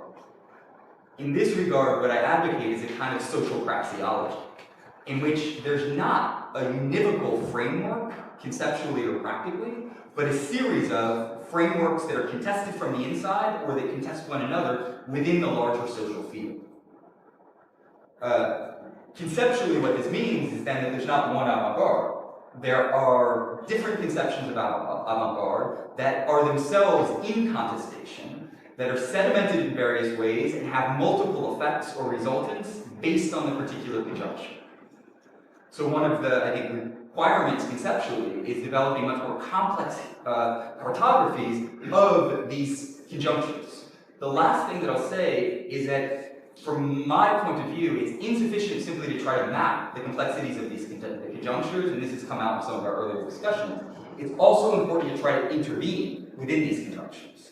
So I'm not taking a kind of purely descriptive stance in which we are only mapping fields, but also mapping fields in order to try to understand where there are interstices, lines of flight, points of traction, which could allow us to intervene and propose either operative practices or conceptualizations of what the avant-garde might mean historically or in the contemporary conjunction.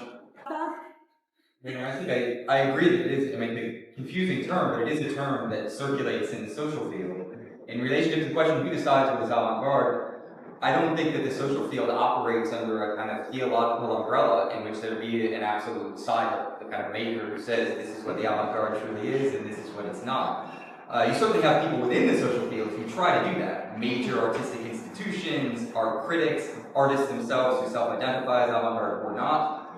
But all of those interventions into the social field themselves then just enter into a very complex struggle in which I agree, the borders are not clear. And it's not only that the borders aren't clear, like there's a notion and it's fuzzy around the edges. It's that the notion itself is pulled in various different directions and there's not even a clear center of gravity. Right, so when we talk about what the avant-garde does, like what it means politically, it's just very confusing. It seems maybe better to situate in terms of Schoenberg, what his project. Yeah, and I mean, I think that resonates across. I get that. Yeah, and the idea that you look at different avant-gardes and different ways of either self-defining or being labeled as avant-garde in various contexts, and it's clear that at times these operate in extremely different spheres. The political orientations can be radically opposed, the political stakes, the institutional inscription, all of those things can vary. I do, and maybe this comes back to my methodological concern, there are some people who say, well, let's just get rid of this term, it just makes a whole series of problems, it confuses things, etc. I do think it still remains an important kind of conceptual device for thinking about certain modes of aesthetic production, and that it carries certain weight, and that weight is partially political. I mean, the whole, even conceptual couple in English between avant-garde and vanguard, the idea that there would be some group of people, politically or aesthetically, who are trying to push the envelope to change a given situation. That's a very interesting and I think practically operative notion.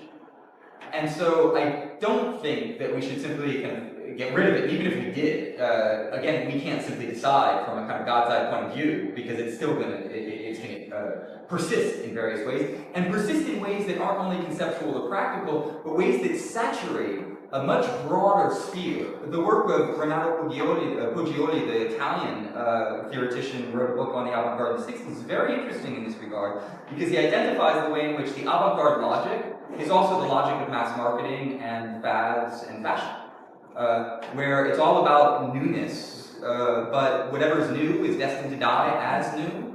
So it's a kind of impossible temporal logic in which you're constantly trying to do something that's new, but the conditions of possibility of success are those of failure.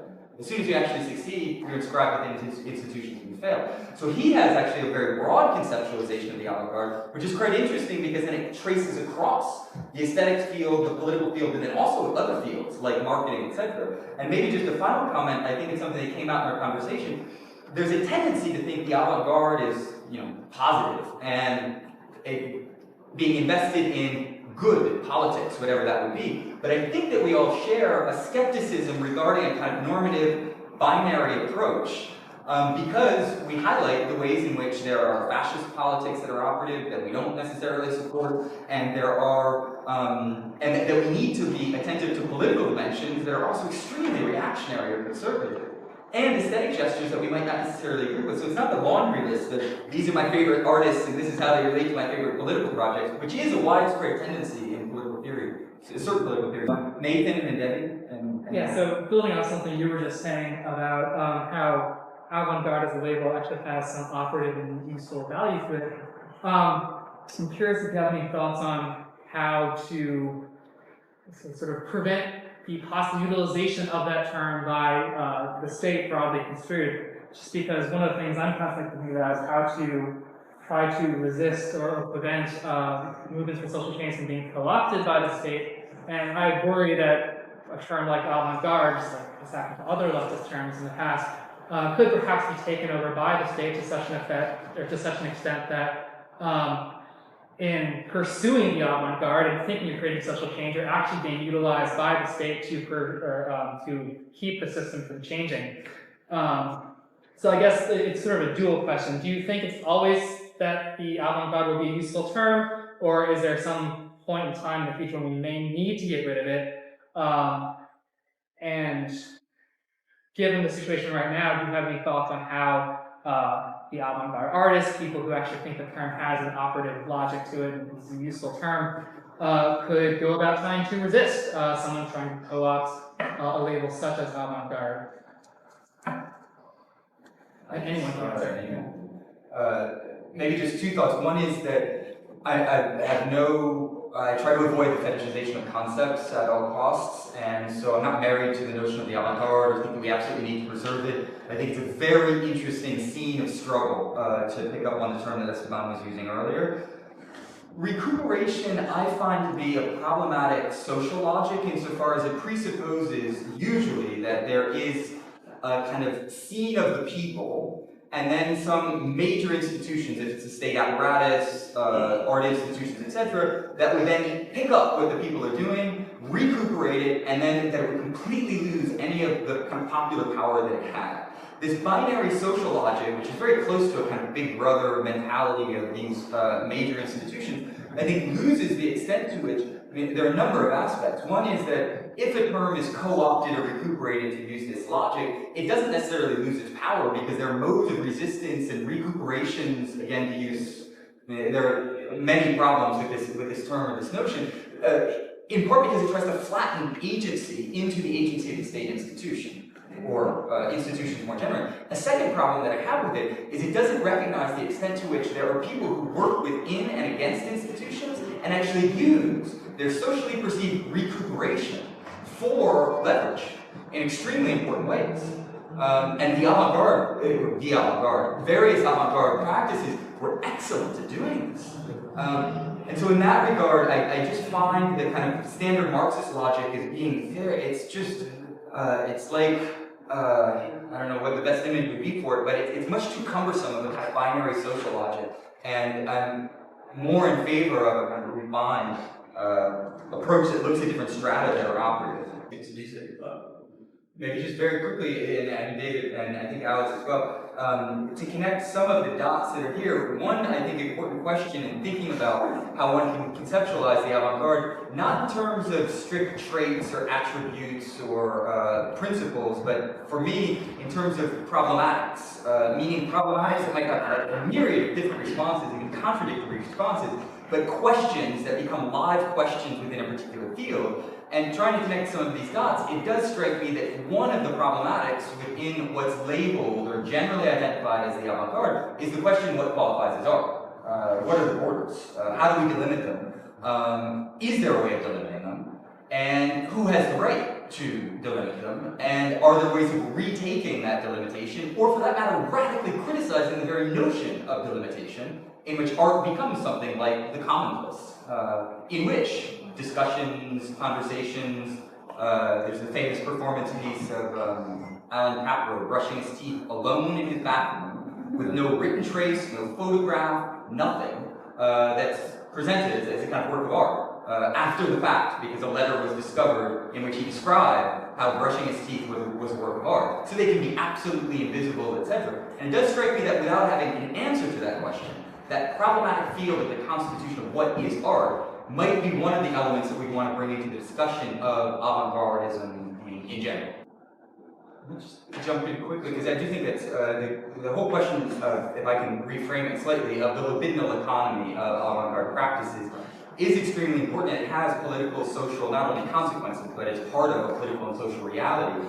Just one, I guess, the question back to you is that the way in which you've at least implicitly framed the avant-garde is more in terms of a kind of liberatory avant-garde. It reminds me of kind of surrealism, Dadaism, surrealism, avant-garde practices that contest norms in the name of liberating, whether or not it be psychic forces, libido, etc. There are also other avant-garde practices that arguably aren't really invested in the same way in these kind of modes of, if it be sexual or other, liberation. Bauhaus, for instance. Between Bauhaus and surrealism, I think there's a relatively important gap. Not to say that there's not a libidinal economy operative, but that it's probably very, very different than what you find in something like surrealism. And even within surrealism itself, one of the major splits, of course, was a political split between the opening up to fascism, and one of the reasons that Dali was held at bay is because he was identified as having fascist tendencies and supporting Hitler. Whereas many of the others, and there was the more communist pole, and then there was the more almost kind of radical liberatory pole around Bataille and others. And so even within the scene of surrealism, the libidinal economy and its political stakes, I think, was a site of tension, contestation, and that there's not necessarily just one libidinal economy. Although there are definitely elements that kind of cut across the different fields. The patriarchy, for instance, it clearly saturates a lot of what was going on within surrealism, even though there was a contestation of certain norms. So I'd be curious whether or not you see that as a kind of element of avant-garde practice in general, or you had something specific like surrealism. Well, I mean, the difference here, I think, is in kind of the standpoint that from which one asks this question. You know, internal to this realist movement, you know, or even just avant-garde per se. If you're a member of that community, you can get a sense of some of the stratifications. You know, like pulling in different directions. But slightly, I do see that. Although my question comes more from like the standpoint of somebody looking, say, at a broader social context in which, you know, not as a member of that community, not as an artist, what function does the avant-garde movement play, kind of like in a larger social field. And from that perspective, sometimes it's more difficult to get a sense of that internal tension. So maybe bringing that out more does help. But I think from a you know, proto-Marxist perspective, those internal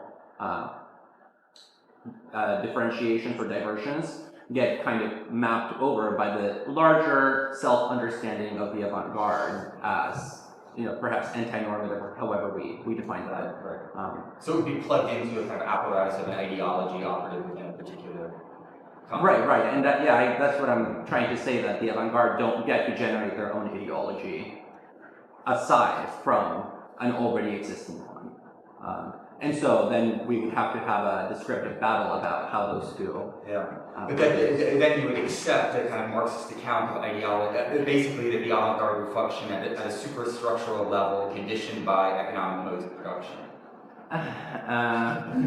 Maybe not. I don't know. What's that? They could be conditioned by other things. Well, yeah, I'm thinking of a very traditional Yeah. Marxism that even Marx himself contested in his texts. Well, me, like, Or I guess some people would. The later Lukács is very close to this position. Yeah, and I think, if you take an orthodox Marxist approach, then sure. Although even in Marx already there is the suggestion that when the revolution comes, not all the art paintings need to be burned, right? Like there are some that kind of transcend their historical specificity. So I don't know, I guess it would be a kind of case-by-case analysis. And then if you then bridge the gap between Marxism and psychoanalysis, the people with the Frankfurt School try to do, then it's not quite so reductive to the economic base, precisely because of the intervention of these kinds of social desires that are not always economic. Yeah. No, I think it's a fascinating way of framing because it is true coming out of Lukács or the Marxist tradition, one of the standard approaches is there's ideology, and it's within the ideology, or what he'll sometimes call Weltanschauung, that the avant-garde itself is constituted. I hesitate to embrace that model just because it is rather monolithic and it presupposes a kind of one-to-one relationship between economic structure and then its cultural ideological constructions.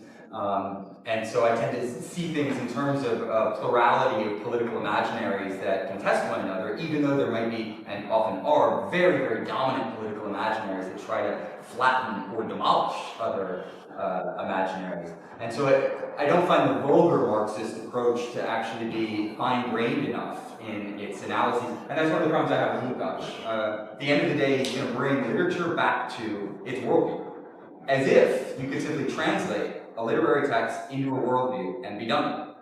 I don't think that you can.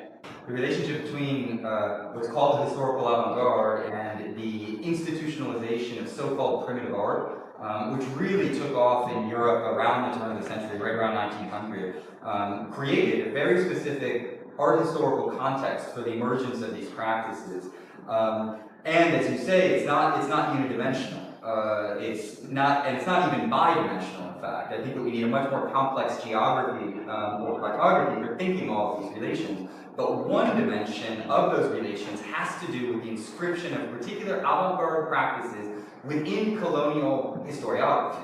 The idea that Europe was destitute, its institutions were problematic, and that we had to seek sources elsewhere. Often sources perceived to be from the past, from this kind of beautiful, savage-like lifestyle, very inscribed within a kind of Rousseauian conceptualization of the world, and that those resources could be used then in order to further particular aesthetic practices in the present. One could think of Gauguin or Picasso, and there's a million examples of this, and they all vary according to the case. But one thing that's crucially important in relationship to avant-garde practice, I think, is the temporality thereof. It's often assumed that the avant-garde, as the military metaphor suggests, is what's at the front, and it's the kind of icebreaker of history, and everything else just follows along. But this temporality is quite different. It's that the way to the future is through the past.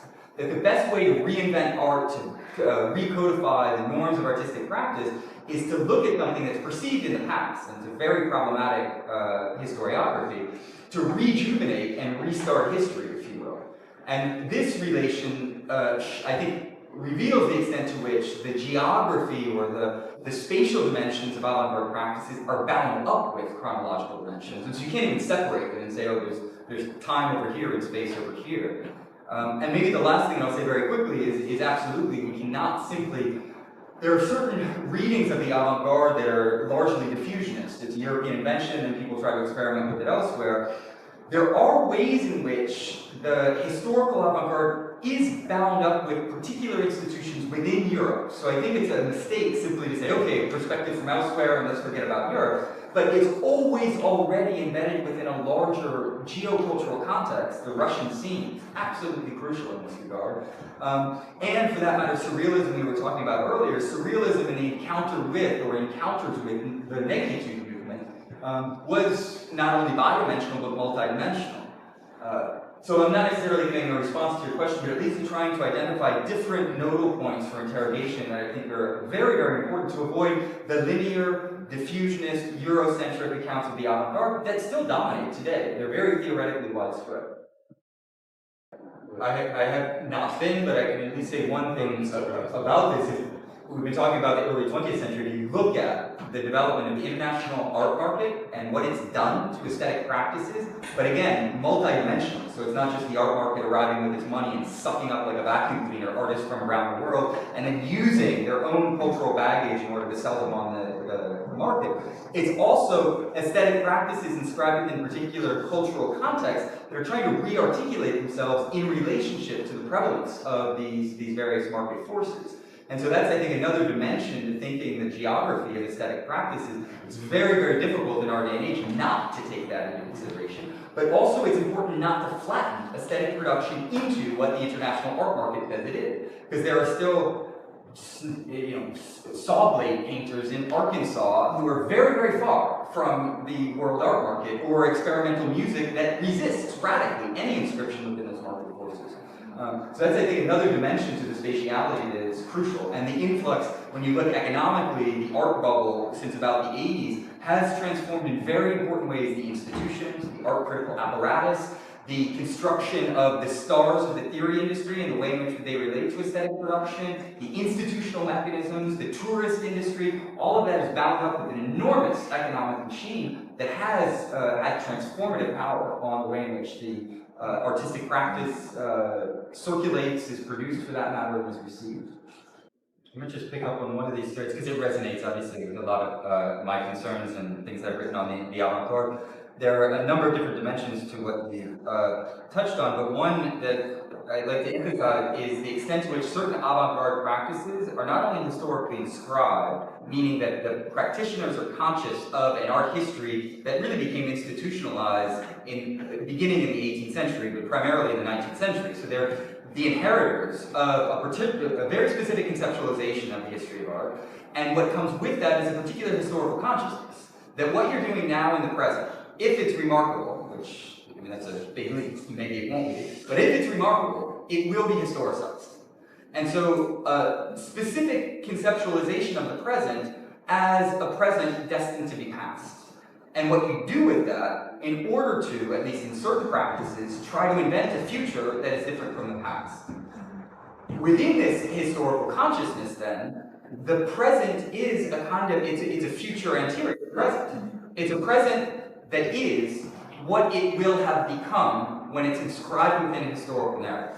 And I think that's crucially important for at least a lot of avant-garde practice, is that awareness itself, but it creates a quite deep tension with the kind of future-oriented aspect of a lot of avant-garde practice, precisely because if it's recognized that there's an attempt to break with certain things from the past, and that this will be historicized in the name of some type of alternative future, that alternative future is also recognized will itself be historicized. And so another dimension to this is a certain tension between a desire to open up something and the recognition that that will be inscribed within, and a certain historical logic of becoming part of the archive. And so in this tension, I think it's one of the reasons that there's a kind of temporal dispositif that's quite problematic and quite complicated, but that speaks to, a certain extent, the way in which avant-garde movements tend to be stillborn to a certain extent.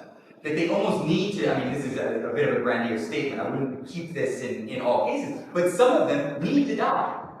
They need to die precisely because the temporal registers within which they operate are such that the now is surchargé, it's really the overinflated, and inscription within the past becomes l'arrière-garde, in short, instead of l'avant-garde. Yeah. And so there's this kind of renewal logic that is operative, at least in certain can be played off against, or even within the institution. It's one of the things that I try to show in my book is that institutions are not these kind of causal monoliths that intervene in order to determine this is art or this is not. They're very important battles. Basically, the CIA went behind the back of Congress in order to fund art in various ways precisely because there was a conflict within the US government and in relationship to various institutions of art. And so I also think that we need to complexify the very notion of institution. I couldn't agree more that the institutional analysis of art is only one dimension, and actually a dimension that flattens the institution, so it's highly problematic. But just one thing in relationship to what you said that I think is important, picking back up on Jeanette's question earlier, is that there is a way in which, if we can call something avant-garde temporality, meaning a temporality in which it's the now that matters, and that now is assumed to then be inscribed within history, most contemporary art galleries and the art market function based on this logic. And the close complicity between a certain historical logic of avant-garde practices and market forces, fashion industry, and all of that is something that's very, very important to remember, so that one doesn't simply embrace, say, oh, avant-garde, everything is great about it. That close complicity also is a historical complicity. The massive developments in consumer society and market-driven capitalism through the 20th century is not unrelated to a particular logic of artistic production in which one needs to produce the new because it can be sold, and as soon as it then becomes codified, something else needs to be invented as the new kind of gadgets that are the bling-bling of the moment, in short. I would just say very quickly to echo what Esteban said, because I think we agree on this one. It all depends on what you mean by asocial. If asocial means isolated from a social field, market forces, etc., absolutely. In fact, it's one of the very common social practices. So what I understand by a social practice is not something that you necessarily do in common or in a particular scene. It's a practice that is constituted out of the very fact that one is part of a particular cultural matrix. So social practices happen in isolation all the time. And I disagree when Sartre says true writing is only writing that circulates. I think that the very act of writing, sitting down and writing a book in absolute isolation that no one else will read, that's part of a social praxis that is codified culturally. And if you had been born in a different culture at a different time, I can assure you, you wouldn't be doing things like this. You might not even have paper for that matter, or you might be in just a completely different set of horizons. So in that sense, I think it's just around the category of the social that we have to get clear on. And social for me doesn't mean collective or participating in a particular framework. It's kind of the cultural constitution of us in our practices.